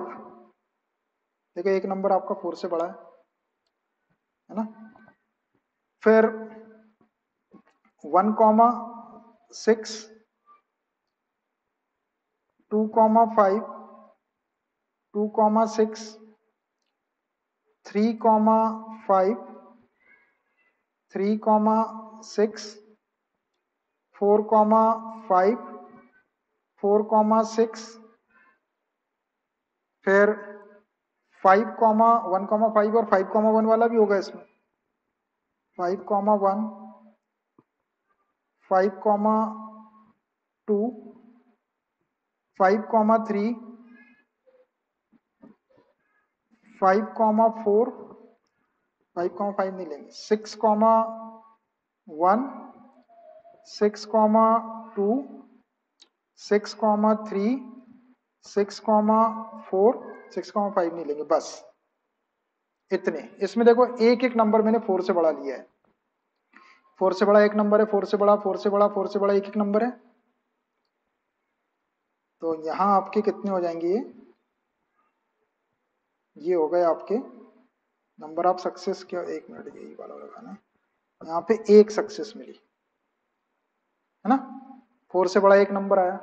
अब 4 से बड़े दोनों नंबर 4 से बड़े ले लेते हैं, तो एक ले लो, x इज इक्वल टू क्या हो जाएगा, 5,5, दोनों नंबर 4 से बड़े हैं, 5,6, दोनों नंबर 4 से बड़े हैं, 6,5, दोनों नंबर 4 से बड़े हैं, और 6,6, दोनों नंबर 4 से बड़े हैं। इतना। तो यहाँ पे x की वैल्यू कितनी हो जाएगी, 2। देख लो दोनों नंबर भी आपके 4 से बड़े हैं। तो ऐसे अपनी x की वैल्यूज क्या आ गई, तो x की वैल्यूज आ गई अपनी 0, 1 और 2। Therefore x is equal to, success क्या क्या मिली, 0 सक्सेस मिली, 1 सक्सेस मिली और 2 सक्सेस मिली। ऐसे आपको x की वैल्यू लिखना पड़ेगा। ये बिना लिखे भी लिख सकते हैं आप कि एक भी नंबर आपका 4 से बड़ा नहीं आया, एक नंबर 4 से बड़ा आया और दोनों नंबर 4 से बड़े आए, 3 तो हो ही नहीं सकते हैं, 0, 1, 2। अब इसकी प्रोबेबिलिटी निकालते हैं अपन, इसकी प्रोबेबिलिटी निकालते हैं। ये केसेस लिखने से क्या हुआ कि अभी अपने को प्रोबेबिलिटी निकालने में इससे आसानी हो जाएगी। केसेस लिख लिए अपन ने, जैसे अपन काउंट करके इसकी प्रोबेबिलिटी निकाल लेंगे डायरेक्ट। तो चलिए आप इसकी प्रोबेबिलिटी निकालते, फिर उसका डिस्ट्रीब्यूशन बनाना है। So now P of x is equal to 0। जब 0 सक्सेस थी तो प्रोबेबिलिटी क्या होगी, टोटल पॉसिबल आउटकम 36 है। देखो जब अपने को एक भी सक्सेस नहीं मिली थी, जब कितने केसेस थे, 1, 2, 3, 4, 5, 6, 7, 8, 9, 10, 11, 12, 13, 14, 15, 16 केसेस ऐसे थे जिसमें एक भी सक्सेस नहीं मिली, मतलब x इज इक्वल टू 0 था। तो ये 16, इसको कैंसिल कर लो, 4 4 जा 16, 4 9 जा 36, इसकी प्रोबेबिलिटी आ गई 4/9, 4/9। फिर P of x is equal to 1, total cases आपके 36 हैं, और x इज इक्वल टू 1, एक सक्सेस वाले कितने केसेस थे देख लो, 1 2 3 4 5 6 7 8 9 10 11 12 13 14 15 16, ये भी 16 है और ये 4 होंगे, ठीक। तो ये होगा 16 एक सक्सेस वाले, 4 4 जा 16, 4 9 जा 36, ये भी आ गया आपका 4/9। And P of x is equal to 2, दो सक्सेस मिली, टोटल केसेस 36 हैं। x इज इक्वल टू 2 के लिए कितने केसेस थे, 1 2 3 4, 4 केसेस, 4 4 1 जा 4, 4 9 जा 36, 1/9 आ गया। देख लो यहाँ से भी देख सकते कि 16 16 32 और 4 36, मतलब सही है। Therefore probability distribution of random variable क्या हो जाएगा, therefore probability distribution of random variable, लिख लो random variable. Random variable number of success को रिप्रेजेंट कर रहा है, 0 1 2 तीन वैल्यूज है, ये 0 1 और ये 2, ये x, ये P ऑफ x, प्रोबेबिलिटी उसकी, ये 0 1 2। जब x इज इक्वल टू 0 था तो प्रोबेबिलिटी 4/9, जब x इज इक्वल टू 1 था तो प्रोबेबिलिटी 4/9, और जब x इज इक्वल टू 2 था तो 1/9। इसका सम चेक कर लो, डिनोमिनेटर सेम है, 9 9 है, न्यूमरेटर को प्लस कर लो, 4 4 8 और 1 9/9 1, मतलब ये सही है आपका। ऐसे आपको प्रोबेबिलिटी डिस्ट्रीब्यूशन निकाल लेना नंबर ऑफ सक्सेस की। दूसरा है इसका second part, 6 appears on at least 1 डाई। एटलीस्ट वन डाई के ऊपर 6 आना चाहिए, कम से कम एक 6 अपीयर्स एटलीस्ट वन डाई। इसको x ले लो आप, x random variable x 6 appears on at least one die, कम से कम एक डाई के ऊपर 6 आना चाहिए, मतलब एक के ऊपर भी आ सकता है और दूसरे के ऊपर भी आ सकता है। तो x की वैल्यूज क्या हो सकती है आपकी, डायरेक्ट लिख देते हैं यहाँ पे। मान लीजिए एक भी 6 नहीं आया, किसी पे भी 6 नहीं आया, तो कितनी सक्सेस मिलेगी, 0। मान लीजिए x इज इक्वल टू एक पे 6 आया, एक सक्सेस मिली, और दोनों पे 6 आया, तो इसका मतलब भी एक ही सक्सेस हो। x इज इक्वल टू 0 और 1 दो ही वैल्यू होगी। देखो जैसे ये एक 6 आया तो ये एक सक्सेस हुई यहाँ पे, है ना।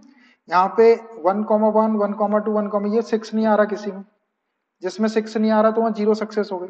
अब एक 6 आया आपका, तो ये एक सक्सेस हो गई, और अगर दोनों 6 आ गए तो भी एक ही सक्सेस रहेगी, क्योंकि सक्सेस को क्या बोला उसने, एटलीस्ट वन डाई, कम से कम एक डाई पर 6 आना चाहिए। दोनों पे भी अगर 6 आ गया तो इसको एक ही सक्सेस माना जाएगा। एटलीस्ट का मतलब कम से कम एक पे 6 आएगा तो उसको सक्सेस मानेंगे। इसमें एक पे भी 6 नहीं आया तो 0 सक्सेस हो गई। इसमें एक पे 6 आया और दोनों पे 6 आ गया तो ये एक ही सक्सेस हो। ध्यान रखेंगे आप कि जब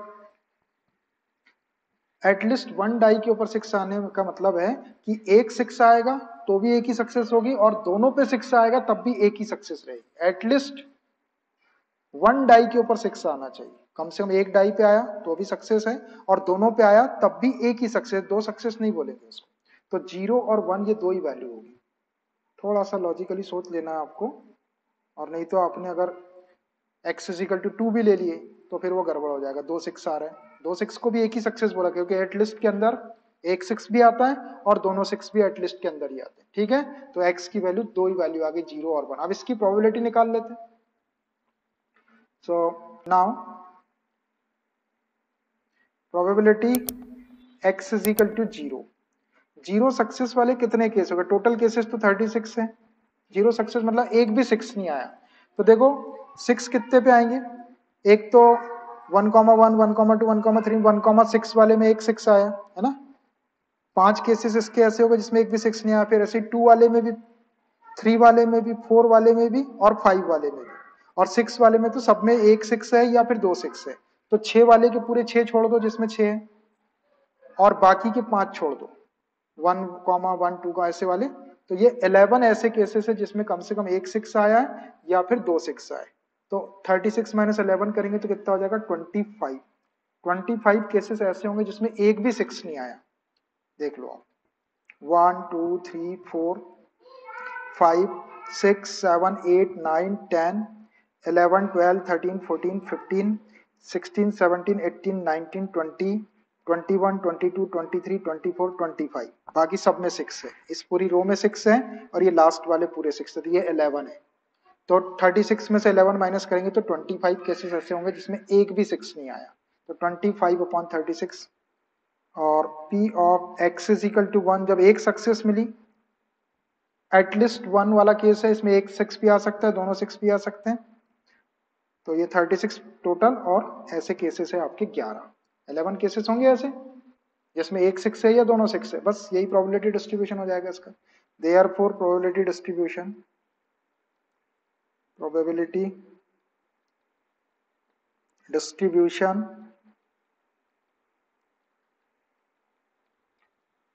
ऑफ रैंडम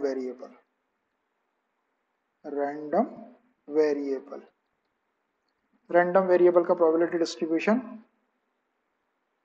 बना दो टेबल। ये x और ये p ऑफ x, x 0 और 1। जब x 0 था तो प्रोबेबिलिटी कितनी, 25/36, 25/36, 25/36, और जब 1 सक्सेस थी तो 11/36। देखो 36 बेस कॉमन है दोनों का, 36 36, 25 प्लस 11 कर लो तो 36/36, दैट इज 1। मतलब ये प्रोबेबिलिटी डिस्ट्रीब्यूशन सही बना है। इसमें लिखे नहीं है, बस ऐसे थोड़ा सा सोच लेना लॉजिकली। दिख रहा आपको सीधा सीधा, हर बार डिस्क्रिप्शन लिखने की जरूरत नहीं, जहाँ थोड़ी दिक्कत रहती है वहाँ लिखते हैं, और नहीं तो सीधा सीधा रहा तो सीधा सीधा वहीं से देख के कर सकते। ठीक है, आखिरी में आपको टेबल चेक करना है कि उसकी प्रोबेबिलिटी का सम 1 के इक्वल आना चाहिए। ध्यान इसमें सिर्फ यही रखना था, किसी से गलती यही हो सकती है कि एक 6 को उसने एक सक्सेस ले लिया और एटलीस्ट दोनों 6 आया तो उसको 2 सक्सेस ले लिया, तो क्वेश्चन गलत हो जाएगा। ठीक है, एटलीस्ट 1 का मतलब एक 6 भी आ सकता है और दोनों भी 6 आ सकते हैं, सक्सेस एक ही रहेगी। Question number 6, from a lot of 30 bulbs which include 6 defective ones, 6 defective मतलब फ्यूज वाले होंगे। A sample of 4 bulbs is drawn at random with replacement. With replacement निकाले गए बल्ब को वापस रख देना उसके अंदर, मतलब प्रोबेबिलिटी पे कोई इफेक्ट नहीं पड़ेगा। Find the probability distribution of number of defective bulbs, तो डिफेक्टिव बल्ब्स की प्रोबेबिलिटी डिस्ट्रीब्यूशन कैलकुलेट करना। देखिए प्रोबेबिलिटी डिस्ट्रीब्यूशन वर्ड आ रहा है तो मतलब आखिरी में आपको टेबल बनाना है इसका। तो एक लॉट है 30 बल्ब्स का, टोटल नंबर ऑफ बल्ब्स 30 है, विच इंक्लूड 6 डिफेक्टिव, उसमें 6 डिफेक्टिव मतलब 6 खराब है, फ्यूज है, तो 30 - 6 24 जो हो जाएंगे वो गुड वंस हो जाएंगे या नॉन डिफेक्टिव बोल देंगे उसको। और सैंपल ऑफ 4 बल्ब से ड्रॉन, उसमें से 4 बल्ब का सैंपल निकाला जाता है, विथ निकाले सैंपल, चेक करें उसको, वापस उसके अंदर रख दी। तो find the distribution probability distribution of the number of defective bulb, तो डिफेक्टिव बल्ब्स का नंबर ऑफ डिस्ट्रीब्यूशन आपको निकालना है। देखिए total number of bulbs, total number of bulbs is equal to 30।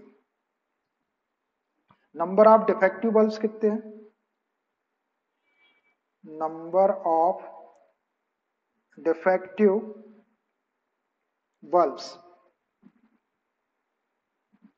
Number of defective bulbs कितने हैं 6 दिए, तो नॉन डिफेक्टिव बल्ब्स कितने हो जाएंगे, number of non defective bulbs, non defective मतलब जो डिफेक्टिव नहीं है, डिफेक्टिव बल्ब्स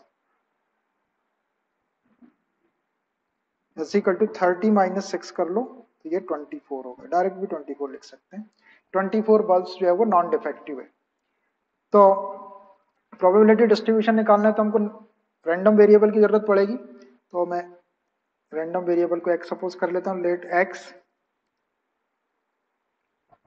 क्या, number of defective bulbs, number of defective bulb suppose कर रहे हैं अपन इसको, x को, number of defective bulbs, number of defective bulbs मैंने सपोज कर लिया। तो डिफेक्टिव बल्ब की प्रोबेबिलिटी निकाल लेते हैं, प्रोबेबिलिटी ऑफ डिफेक्टिव बल्ब को d बोल दिया और नॉन डिफेक्टिव को d बार बोल दूंगा। तो टोटल नंबर ऑफ बल्ब्स कितने हैं, टोटल नंबर ऑफ बल्ब्स है 30, इसमें डिफेक्टिव कितने हैं 6, इसकी प्रोबेबिलिटी क्या हो जाएगी, एक डिफेक्टिव बल्ब निकालने की प्रोबेबिलिटी 6/30, 6 1 जा 6, 6 5 जा 30, ये आ गया 1/5। जब डिफेक्टिव बल्ब की प्रोबेबिलिटी ये है तो नॉन डिफेक्टिव के अपन 1 में से माइनस कर सकते हैं या फिर अपने पास नंबर से, and p of d not d dash या d नॉट, ये नॉन डिफेक्टिव बल्ब को रिप्रेजेंट कर रहा है, d के ऊपर बार लगा दिया, डैश भी लगा सकते। टोटल तो बल्ब 30 है, नॉन डिफेक्टिव बल्ब अपन ने निकाले 24, तो ये 24/30, इसको कैंसिल कर लो, 6 4 जा 24, 6 5 जा 30, 4/5। देखो आप ऐसा भी निकाल सकते थे, ये डिफेक्टिव बल्ब की प्रोबेबिलिटी 1 में से डिफेक्टिव बल्ब की प्रोबेबिलिटी माइनस कर लेते, 5 एलसीएम 5 - 1 4, 4/5 ऐसे भी आ जाता, और इससे निकालना आपको टोटल से, टोटल और फेवरेबल से, तो उससे भी निकाल सकते, दोनों से 4/5 ही आए। ये मैंने अलग अलग निकाल लिया, डिफेक्टिव बल्ब की और नॉन डिफेक्टिव बल्ब की, क्योंकि 30 बल्ब्स के अंदर जो है वो 6 डिफेक्टिव बल्ब, 4 बल्ब निकालना है एक के बाद एक के बाद ऐसे ऐसे, और उनको वापस कर देना है, निकाले वापस कर, निकाले वापस कर, ऐसे विथ रिप्लेसमेंट है। ठीक है, 4 bulbs are drawn at random with replacement, वापस रखते जाना उसको, तो नंबर ऑफ बल्ब्स के ऊपर कोई इफेक्ट नहीं पड़ेगा और प्रोबेबिलिटी आपकी इक्वली लाइकली इवेंट जैसी आती जाएगी। तो मैंने क्या किया है, डिफेक्टिव बल्ब की प्रोबेबिलिटी अलग निकाल लिया और नॉन डिफेक्टिव की अलग निकाली, एक 1/5 और एक 1/4 है। तो अब देखो कि x की वैल्यू क्या क्या हो सकती है, x की क्या क्या वैल्यू हो सकती है, x is equal to zero हो सकता है। जीरो होने का मतलब ये है कि 4 बल्ब निकाले तो एक भी बल्ब डिफेक्टिव नहीं निकला अपना। इसको अपन ने क्या बोले, एक्स को क्या बोले, डिफेक्टिव बल्ब बोले। तो एक भी डिफेक्टिव बल्ब नहीं निकला। ठीक, डिफेक्टिव को डी लिया और नॉन डिफेक्टिव को डी बार। एक भी डिफेक्टिव बल्ब, चारों बल्ब अच्छे वाले निकल गए, नॉन डिफेक्टिव बल्ब निकल गए। 4 बल्ब में से हो सकता है कि एक बल्ब डिफेक्टिव निकल जाए आपका। 4 बल्ब आपने निकाले, हो सकता है कि 2 बल्ब आपके डिफेक्टिव निकल जाए। 4 बल्ब में से हो सकता है कि 3 बल्ब आपके डिफेक्टिव निकल जाए। 4 बल्ब में से हो सकता है कि चारों के चारों आपके डिफेक्टिव निकल जाए। तो ये एक्स की वैल्यू होगी 0 1 2 3 4 होगी।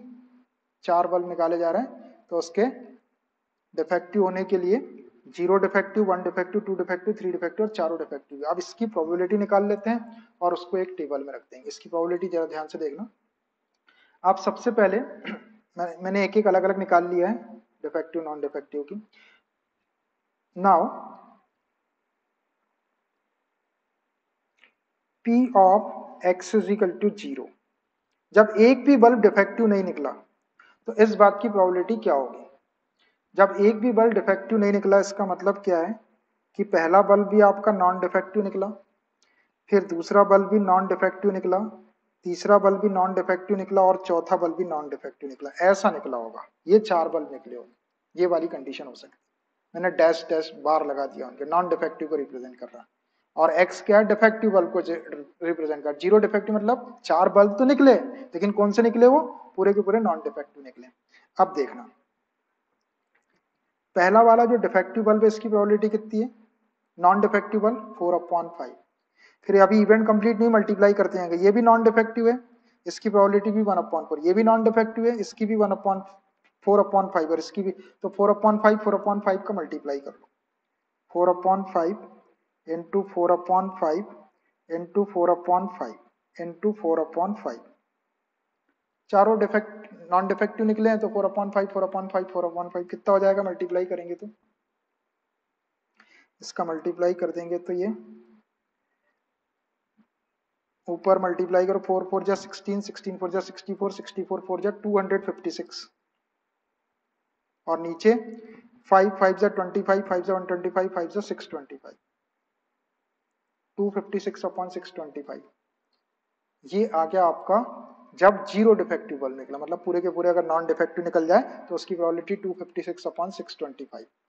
ठीक, चलिए दूसरा, P of x is equal to 1। इसका मतलब है कि एक डिफेक्टिव बल्ब निकलेगा, बाकी के 3 नॉन डिफेक्टिव निकलेंगे।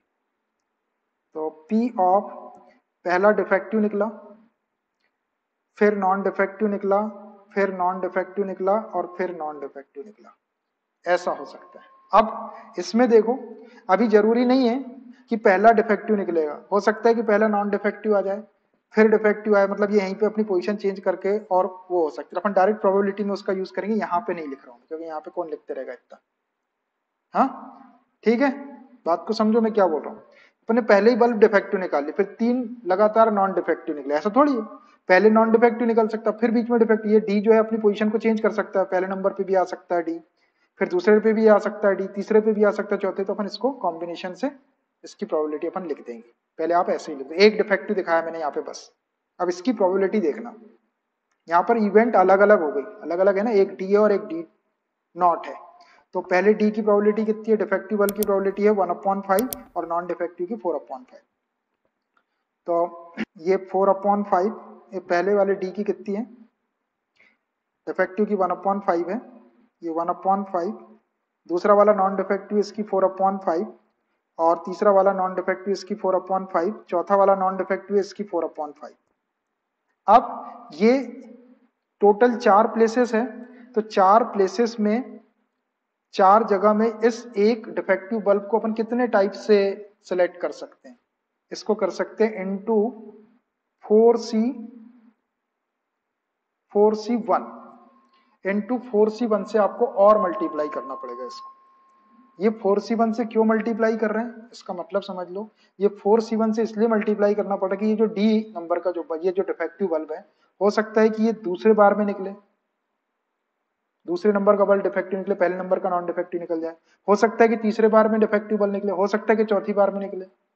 कोई भी उसका सीक्वेंस हो सकता है। तो इस एक डिफेक्टिव बल्ब को 4 बल्बों में से निकालने के तरीके कितने हो जाएंगे? 4C1। तो 4C1 का आपको और मल्टीप्लाई करना पड़ेगा। 4C1 का मतलब होगा 4।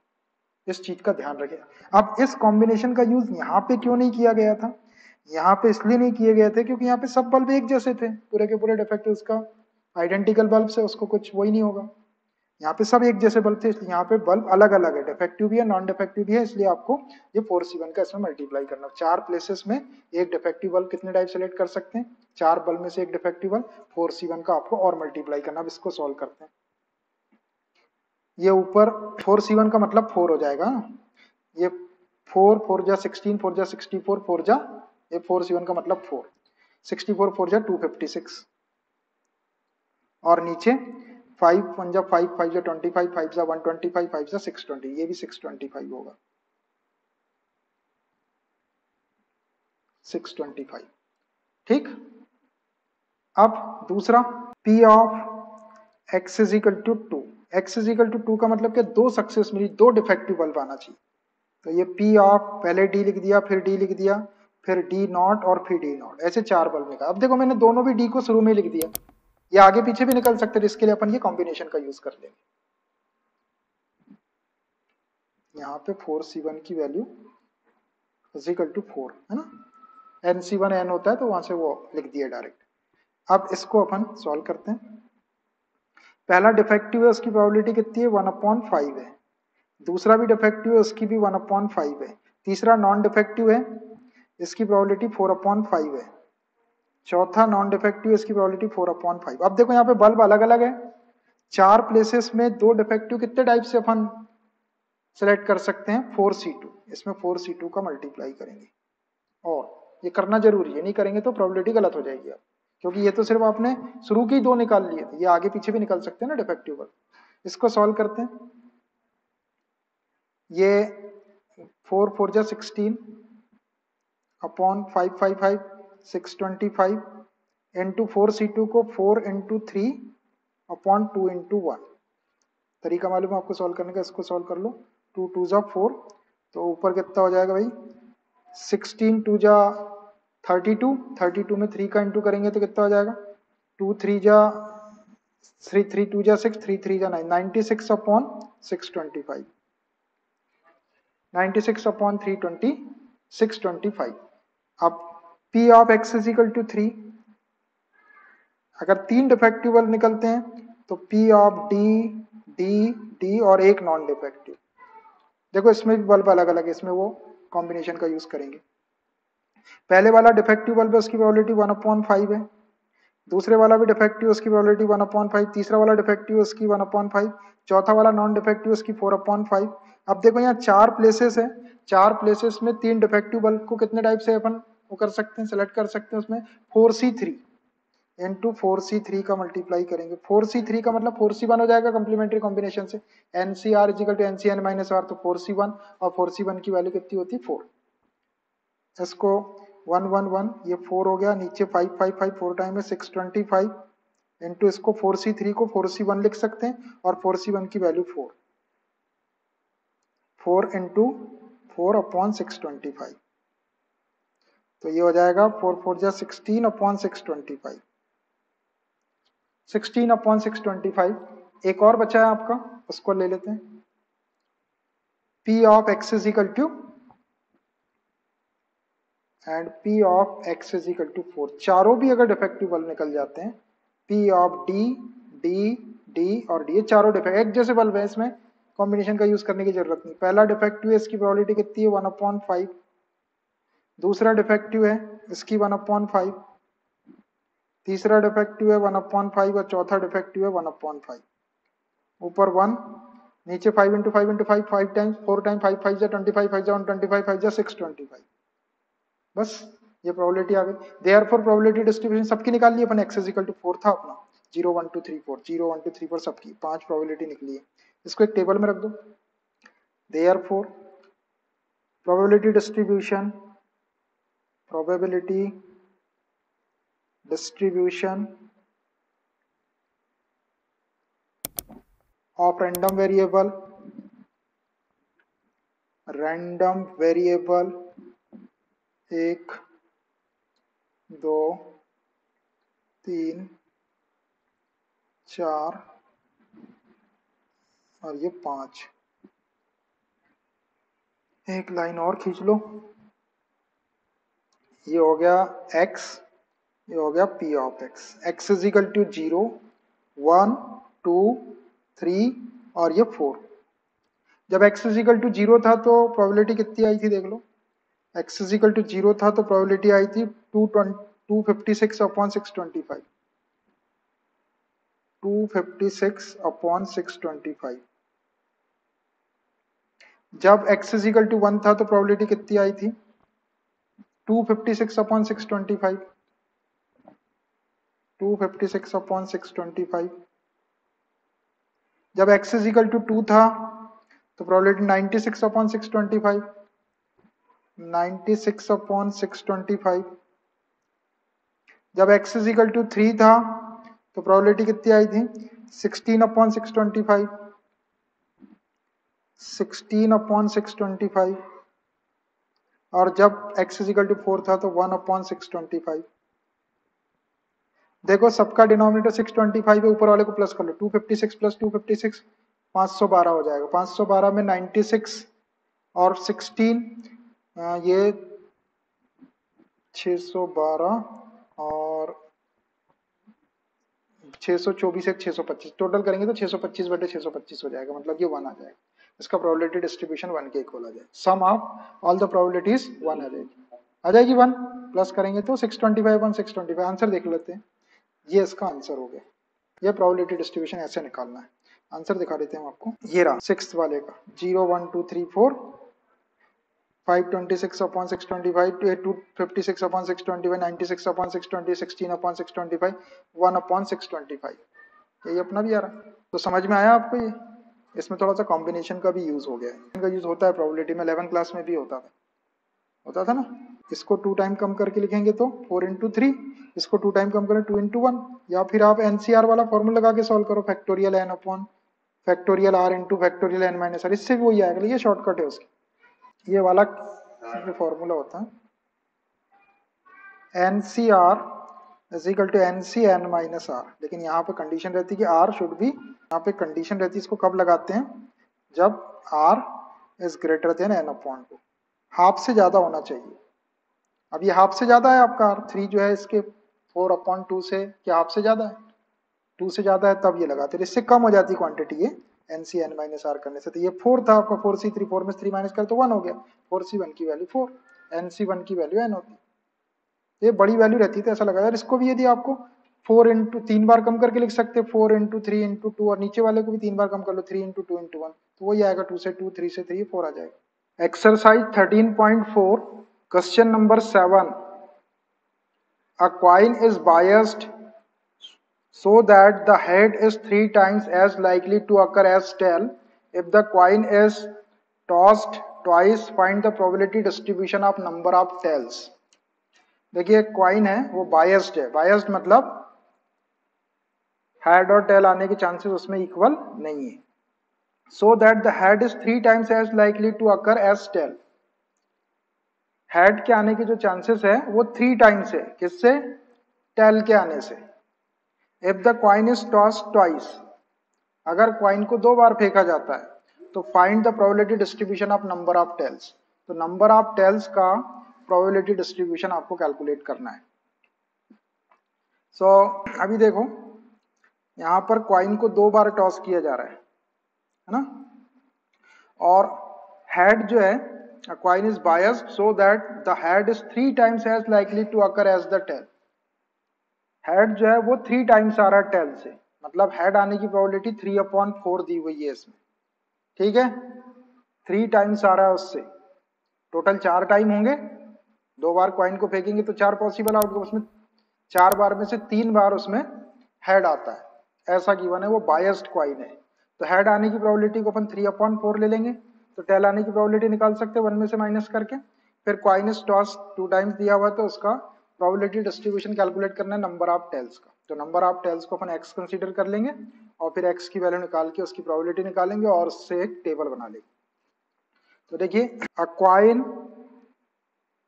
is biased so that the head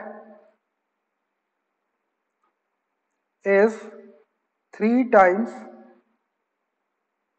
as likely to occur as likely to occur as tail, ऐसा दिया हुआ है. Then probability of getting head क्या हो जाएगा, 3/4 हो जाएगा. जब प्रोबेबिलिटी ऑफ हेड 3 हो गया तो प्रोबेबिलिटी ऑफ टेल क्या हो जाएगा, P of tail. Probability of tail 1 में से इसको माइनस कर लो, क्योंकि एक कॉइन में हेड और टेल की जो प्रोबेबिलिटी है उसका सम 1 के इक्वल रहता है. तो हेड आने की प्रोबेबिलिटी अपने पास में है, तो टेल आने की probability 1 minus 3/4. 4 LCM 4 minus 3 that is 1/4. तो ये आ गई अपनी टेल आने की प्रोबेबिलिटी. हमने अलग अलग निकाल ली. एक कॉइन बायस्ड कॉइन था, उसमें अगर हेड के आने की प्रोबेबिलिटी 3/4 है, 3 टाइम्स आ रहा है वो टेल से, तो टेल आने की प्रोबेबिलिटी 1/4. दोनों को प्लस कर लेंगे आप तो 1 आ जाएगा. ठीक. अब आगे क्या बोल रहे हैं, if the coin is toss twice. अब कॉइन को 2 बार फेंका जा रहा है, तो find the probability distribution of number of tails. Number of tails का प्रोबेबिलिटी डिस्ट्रीब्यूशन निकालना है.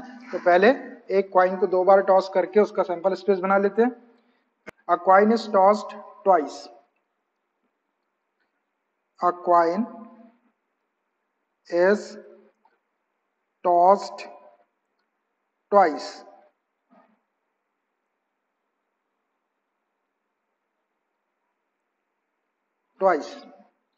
Then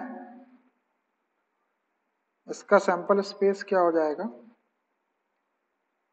HH, HT, TH and TT. ये 4 पॉसिबल आउटकम होंगे. 2 बार कॉइन को टॉस करेंगे तो. अब देखिए प्रोबेबिलिटी डिस्ट्रीब्यूशन फाइंड आउट करना है नंबर ऑफ टेल्स का. तो लेट रैंडम वेरिएबल सपोज करेंगे x नंबर ऑफ टेल्स.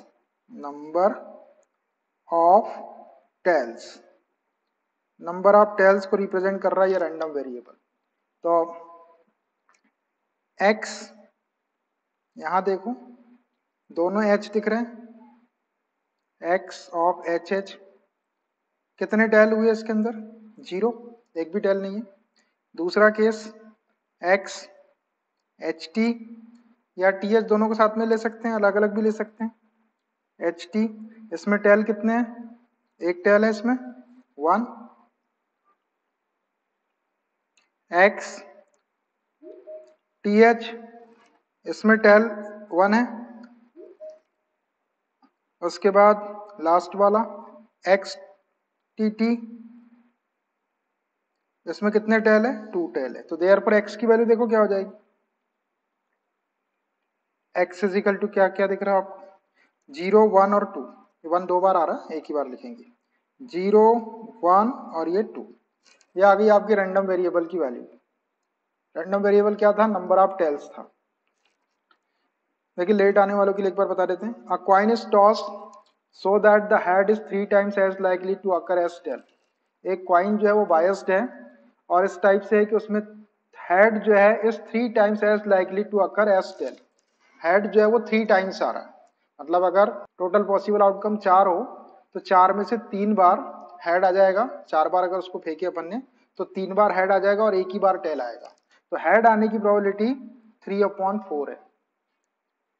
जब हेड आने की प्रोबेबिलिटी 3/4 है तो टेल आने की प्रोबेबिलिटी 1 में से 3/4 को माइनस कर लेंगे तो ये 1/4 आ जाए. अब अपने पास में हेड आने की प्रोबेबिलिटी भी आ गई, टेल आने की प्रोबेबिलिटी भी आ गई. दोनों का सम 1 के. If the coin is tossed twice, अगर कॉइन को 2 बार फेंका जाता है तो find the probability distribution of number of tails. तो हमको नंबर ऑफ टेल्स का प्रोबेबिलिटी डिस्ट्रीब्यूशन कैलकुलेट करना है. लिख दिया coin is tossed twice, then sample space इसका S, HH, HT, TH और TT. 4 पॉसिबल आउटकम होंगे. Let x random variable suppose कर लिए नंबर ऑफ टेल्स. तो x HH, इसमें कितने टेल दिख रहे हैं आपको, एक भी टेल नहीं है इसके अंदर, तो x is equal to 0. x HT ले लिया, एच टी में एक टेल है तो नंबर ऑफ टेल्स 1 हो गए। फिर एक्स टी एच ले लिया है, टी एच में एक टेल है तो x इज इक्वल टू 1। फिर ये टी टी ले लिया एक्स टी टी, इसमें 2 टेल है तो ये 2 आ गया। तो देयरफॉर क्लियरली देखो x इज इक्वल टू 0 1 और 2, 0 1 2 हो गई x की वैल्यू, ये 3 वैल्यू आ गई अपने पास में x की। अब इसकी करस्पॉन्डिंग प्रोबेबिलिटीज निकाल लेते हैं और उसको एक टेबल में रख देंगे तो वो probability distribution of number of tails हो जाएगा। ठीक है, पहले इनकी प्रोबेबिलिटी निकालते हैं अलग अलग। Now p of x is equal to 0, x is equal to 0 का मतलब क्या है, p ऑफ h h, दोनों भी h आ गए। ठीक है, तो पहले वाले h की प्रोबेबिलिटी कितनी थी, वो ये p ऑफ h है आपका 3/4 और जो दूसरा h है वो भी 3/4, तो 3/4 इंटू 3/4। देखो एक h की प्रोबेबिलिटी 3/4 और दूसरे h की प्रोबेबिलिटी, दोनों का इंटू कर दी। इवेंट कंप्लीट नहीं हुई थी इसलिए मल्टीप्लाई करें, ये क्या हो जाएगा 3 3 जा 9/4 4 जा 16। फिर p of x is equal to 1, एक सक्सेस के लिए एक टेल आने वाले केस क्या है, p of h comma t है और t कॉमा h, इनकी प्रोबेबिलिटी ये वाला x is equal to H T और x is equal to T H, ये 1 x इज इक्वल टू 1 के लिए दो केसेस। सो वहीं पे लिखता हूं, ये वाला p of h comma t H T, तो p ऑफ h की प्रोबेबिलिटी है 3/4 और p ऑफ t की प्रोबेबिलिटी है 1/4, इसकी 1/4 है, ये रही 1/4 p ऑफ t 1/4। ये इवेंट कंप्लीट हो गई यहाँ पर। अब ये दूसरा केस ले रहे हैं, इसको प्लस करेंगे, प्लस फिर ये t की प्रोबेबिलिटी 1/4 इंटू h की प्रोबेबिलिटी 3/4, एलसीएम 16 आ जाएगा, ये 16 आ गया एलसीएम। नीचे डिनोमिनेटर दोनों का 16 है तो ऊपर की क्वांटिटी को प्लस करो, 3 1 जा 3 और 3 1 जा 3 और 3 6, 6/16 इसको सॉल्व कर लो, 2 3 जा एंड 2 8 जा, तो ये हो जाएगा 3/8, 3/8। एक केस और है, p of x is equal to 2, तो x इज इक्वल टू जब 2 रहेगा तो दोनों भी टेल आएंगे, p ऑफ tt, ये वाला case x is equal to 2 के लिए tt। तो पहले t की प्रोबेबिलिटी 1/4 इंटू दूसरे t की प्रोबेबिलिटी 1/4, 1/4 4 जा 16 हो गया। तो देयरफॉर प्रोबेबिलिटी डिस्ट्रीब्यूशन क्या हो जाएगा, therefore probability distribution of random variable बोल लो या नंबर ऑफ टेल्स बोल लो, एक ही बात है, ऑफ नंबर ऑफ टेल्स आप probability distribution of random variable भी लिख सकते हैं, रैंडम वेरिएबल को ही अपन ने नंबर ऑफ टेल्स लिए है ना, कल अपन ने वो नंबर ऑफ रैंडम वेरिएबल लिखे था, अभी भी आप वो चाहे तो लिख सकते हैं, उससे कुछ नहीं होगा। इज बना दो एक टेबल 3 वैल्यूज के लिए, ये x p of x, x is equal to 0, x is equal to 1 और x इज इक्वल टू 2, ये 0 1 और 2। x इज इक्वल टू 0 की प्रोबेबिलिटी कितनी थी, 9/16, 9/16। x इज इक्वल टू 1 की probability 3/8, x is equal to 2 की प्रोबेबिलिटी 1/16। अब ये टेबल सही बना है कि नहीं बना, एलसीएम इसका 16 ले लिए, 9 प्लस 8 2 जा 16 6, 9 और 6 15 और 1 16/16 1 आ जाएगा, मतलब ये सही बना है। यही आपका इसका प्रोबेबिलिटी डिस्ट्रीब्यूशन होगा, किसका, नंबर ऑफ टेल्स का या रैंडम वेरिएबल का। ठीक है, ध्यान से करेंगे जरा। Question number 8, a random variable x has the following probability distribution. यहाँ पर रैंडम वेरिएबल का प्रोबेबिलिटी डिस्ट्रीब्यूशन उसने दे दिया है x और ये p ऑफ x, ये x की वैल्यूज है रैंडम वेरिएबल की 0 1 2 3 4 5 6 7 और उसकी करस्पॉन्डिंग प्रोबेबिलिटी है x इज इक्वल टू 0 रहेगा तो प्रोबेबिलिटी 0, 1 रहेगा तो k, 2 रहेगा तो 2k, 3 के लिए 2k, 4 के लिए 3k, 5 के लिए k स्क्वायर, 6 के लिए k 2k स्क्वायर और 7 के लिए 7k स्क्वायर प्लस k। ये प्रोबेबिलिटी डिस्ट्रीब्यूशन का टेबल दिया हुआ है, तो ये जितनी भी प्रोबेबिलिटीज है इसका सम 1 के इक्वल होगा। तो डिटरमाइन आपको k की वैल्यू निकालना है, P of x is less than 3, P of x is greater then 6, P of x is greater than 0, less than 3, सबको निकालेंगे। पहले अपने को ये k की वैल्यू निकाल के यहाँ रखना पड़ेगा, k की वैल्यू निकाल के यहाँ पे रखना पड़ेगा। तो पहले मैं k की वैल्यू निकाल देता हूँ। Sum of all the probabilities since sum of all the probabilities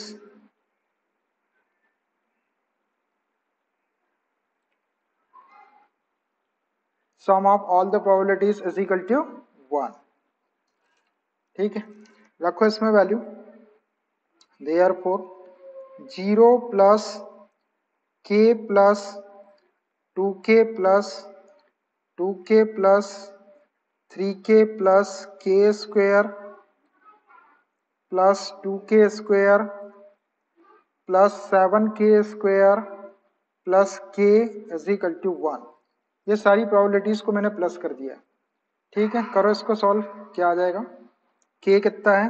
k plus 2k 3k plus 2k 5k plus 3k 8k, 8k और एक ये है 9k, 9k हो रहा, ये हो गया 9k। अब स्क्वायर वाला देख लो, k square plus 2k square 3k square plus 7k square 10k square, 10k square और कुछ है कांस्टेंट वाली टर्म है इधर 1 इज इक्वल टू 1 को इधर शिफ्ट कर लेते हैं। तो ये 10k square plus 9k minus 1 is equal to 0। ये ax square plus bx plus c is equal to 0 के फॉर्म में आ गया। Quadratic x is equal to k। तो इसकी मिडिल टर्म 9k को दो पार्ट्स में ऐसा स्प्लिट करो कि उसका जो प्रोडक्ट है फर्स्ट और लास्ट का प्रोडक्ट होना चाहिए और प्लस करने पर 9k। तो प्रोडक्ट इसका नेगेटिव है, इसका मतलब ये है कि एक नंबर पॉजिटिव होगा और एक नेगेटिव होगा, लेकिन सम इसका पॉजिटिव है, इसका मतलब बिगर नंबर आपको पॉजिटिव लेना है। तो 10k माइनस k ले लेते हैं, 10k square plus 10k minus k minus 1 is equal to 0। देखो 10k में k माइनस k का इंटू करेंगे तो माइनस 10k स्क्वायर, दोनों को प्लस करेंगे तो प्लस 9k। दो में से कॉमन निकाल लो, यहाँ से 10k कॉमन निकाले, यहाँ बच जाएगा k प्लस 1, यहाँ से माइनस साइन कॉमन निकाले, माइनस 1 कॉमन आ जाएगा, k प्लस 1, दोनों ब्रैकेट में एक जैसी क्वांटिटी बचती है। k प्लस 1 का फैक्टर कॉमन निकाल लो, k प्लस 1 कॉमन आ गया, यहाँ बचा 10k minus 1 is equal to 0। Either k plus 1 is equal to 0 और 10k minus 1 is equal to 0। So हो गया आपका k is equal to minus 1 और k इज इक्वल टू 1/10। तो अब ये देखो k की वैल्यू माइनस 1, k क्या दिया हुआ है, x इज इक्वल टू 1 के ऊपर प्रोबेबिलिटी दी हुई है, तो ये k की वैल्यू माइनस 1 नहीं हो सकती है ना, k की वैल्यू कभी माइनस 1 नहीं हो सकती, probability can not be negative, तो ये वाली वैल्यू रिजेक्ट हो जाएगी।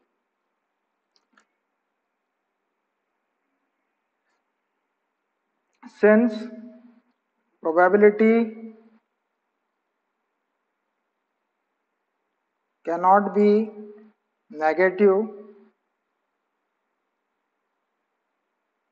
so k is not equal to minus 1। ये एक वैल्यू तो रिजेक्ट हो गई k की, तो therefore k is equal to 1/10, k is equal to 1/10।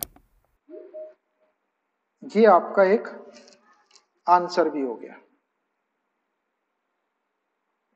पहले वाले पार्ट में उसने k की वैल्यू निकालने के लिए बोला था, डिटरमाइन k, ये पहला वाला आ भी गया अपना, है ना। इसको चाहे तो आप एक नंबर दे दो, देना चाहे तो। ये फर्स्ट हो गया आपका,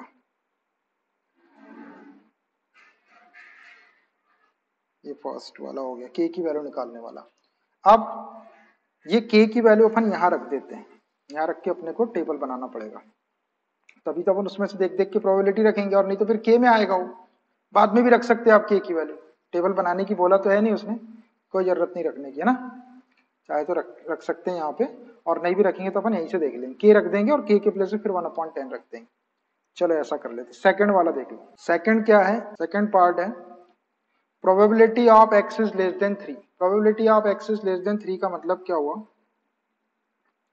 x इज लेस देन 3, इसका मतलब हो गया probability of x is equal to 0, 1 and 2, 0, 1 and 2, इतना लेना आपको। ठीक है, तो अब क्या होगा कि अपने को 0 की प्रोबेबिलिटी, अब बीच में कॉमा लगा हुआ 1 और 2, ये सारी प्रोबेबिलिटी को अपने को प्लस करना पड़ेगा।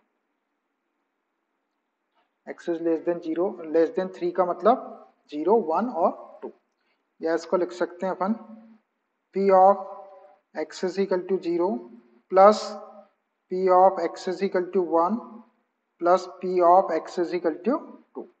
ये प्रोबेबिलिटीज आपको यहाँ पर रखना है। चलिए देखते हैं p of x is equal to 0 की वैल्यू कितनी है। x इज इक्वल टू 0 की वैल्यू प्रोबेबिलिटी 0 ही है, पहला तो 0 आ गया, plus p of x is equal to 1, x is equal to 1 की प्रोबेबिलिटी k है, plus k, plus p of x is equal to 2, x is equal to 2 के ऊपर प्रोबेबिलिटी 2k है, 2k,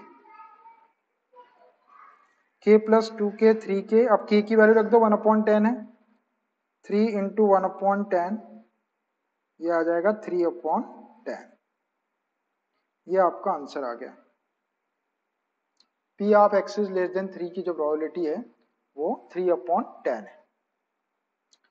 ठीक है, 3/10, थर्ड वाला है ना, थर्ड वाला देखो, p of x is greater then 6, probability of x is greater then 6, so p of x is greater then 6 का मतलब क्या हो गया, x इज इक्वल टू 7, देखो 6 से बड़ा 7 ही है, एक ही अकेला, तो p of x is equal to 7, और p of x is equal to 7 की प्रोबेबिलिटी डायरेक्ट गिवन है, कितनी है, इसकी probability 7k square plus k, 7k square, 7k square plus k, यहां से k कॉमन निकाल लेते हैं, 7k प्लस 1, अब k की वैल्यू रख दो, ये 1/10, 7 इंटू 1/10 प्लस 1, ये 1/10, यहाँ एलसीएम ले लेते हैं, 10 एलसीएम आ जाएगा, ये 7 प्लस 10 कितना हो जाएगा, ये 7 प्लस 10 17/10, 10 जा 100, 17/100, ये आपकी प्रोबेबिलिटी आ गई when x is greater then 6 की आ गई। ठीक है, चलिए अगली है, एक लास्ट है और, p of x is greater than 0 less than 3, fourth one, बिल्कुल सिंपल लग रहे होंगे आपको क्वेश्चन, कोई दम नहीं है। p of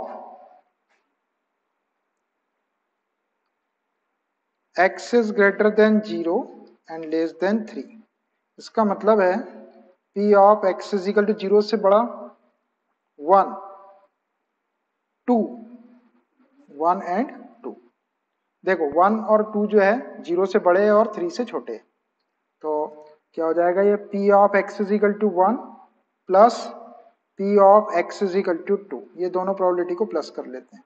p of x is equal to 1 की प्रोबेबिलिटी देख लो कितनी है, तो x इज इक्वल टू 1 की प्रोबेबिलिटी है k, तो इसको लिख देता हूं मैं k, plus p of x is equal to 2 की प्रोबेबिलिटी देख लो, x इज इक्वल टू 2 की probability 2k plus 2k, plus हो रहा k प्लस 2k 3k, ये 3 और k की वैल्यू 1/10, ये आ गया आपका 3/10, ऐसे आपको प्रोबेबिलिटी निकाल लेना है। Question number 9, the random variable x has a probability distribution p of x of the following form where k is some number, यहाँ पर k कोई नंबर है और उसका प्रोबेबिलिटी डिस्ट्रीब्यूशन ऐसे दे दिया, x इज इक्वल टू 0 रहेगा तो p ऑफ x जो है वो k के इक्वल है, x इज इक्वल टू 1 रहेगा तो p ऑफ x जो है वो 2k है, x इज इक्वल टू 2 रहेगा तो p of x is equal to 3k, otherwise मतलब 0, 1, 2 के अलावा कोई और वैल्यू होगी तो सबके लिए प्रोबेबिलिटी 0 दी हुई है, 0, 1, 2 को छोड़ के 3, 4, 5 जो भी होगा सबके लिए प्रोबेबिलिटी 0 के इक्वल है। ठीक है, determine the value of k, तो आपको k की वैल्यू डिटरमाइन करना है।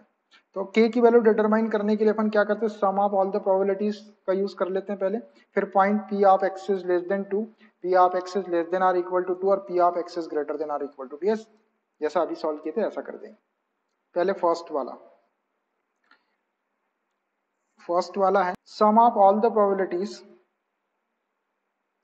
Sum of all the probabilities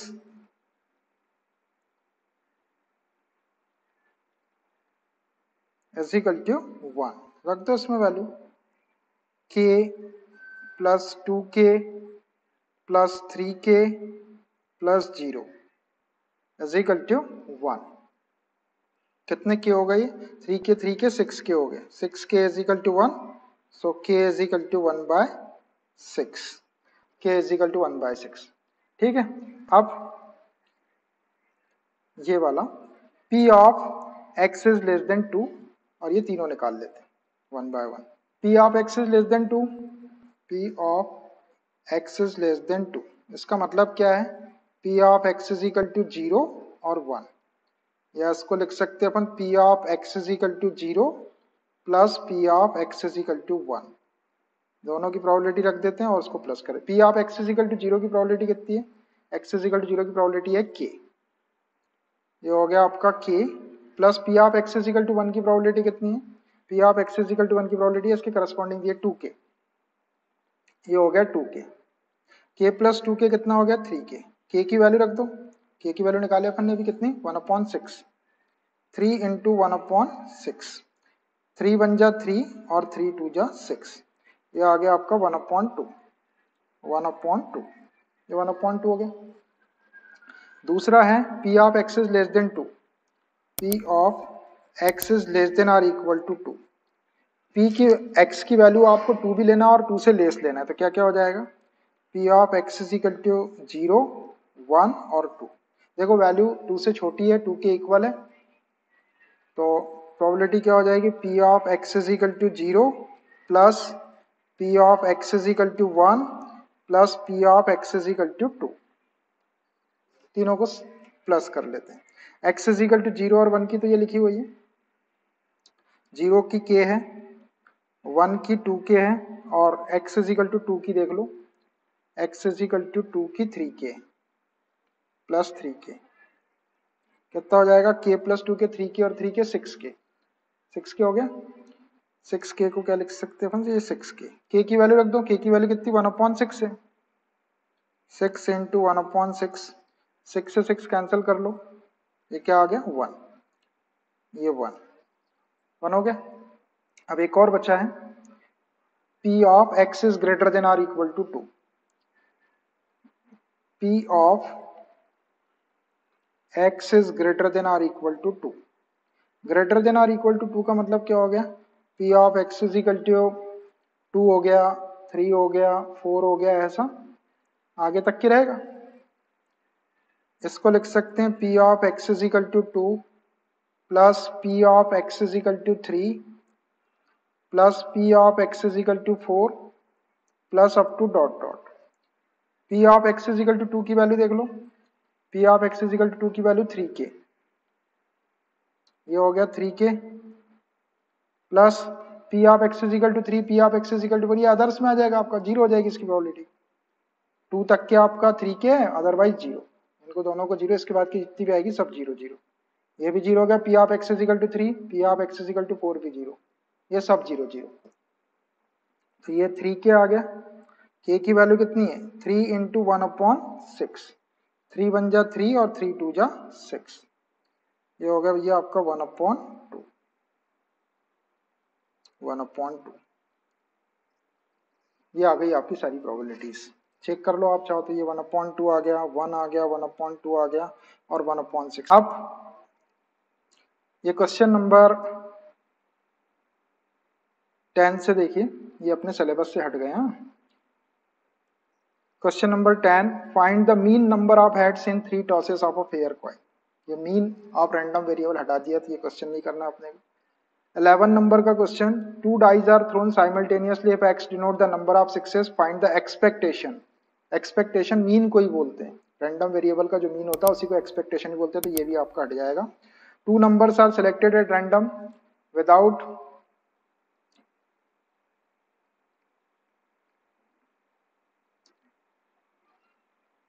replacement from the first 6 positive integers. Let x denote the larger of the 2 numbers obtained. Find the expectation of x पढ़ते हैं इसको, mean of x या expectation of x, ये भी हट जाएगा आपका.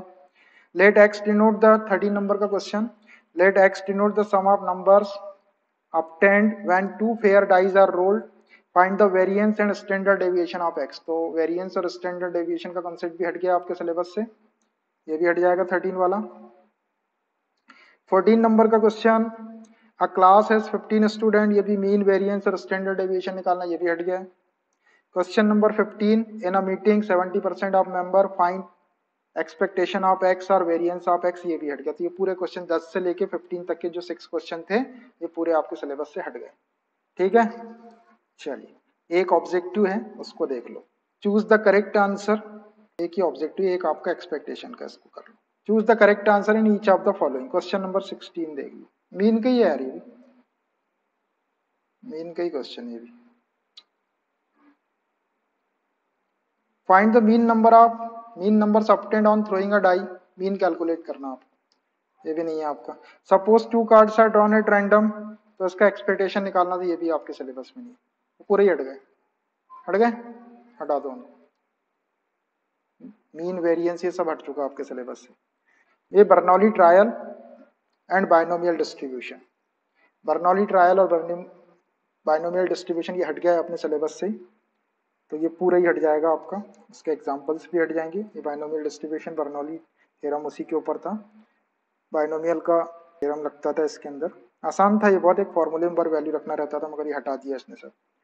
तो इससे रिलेटेड ये पूरी 13.5 एक्सरसाइज, ये अभी इस साल नहीं हटी है, पिछले साल ही हट गई थी.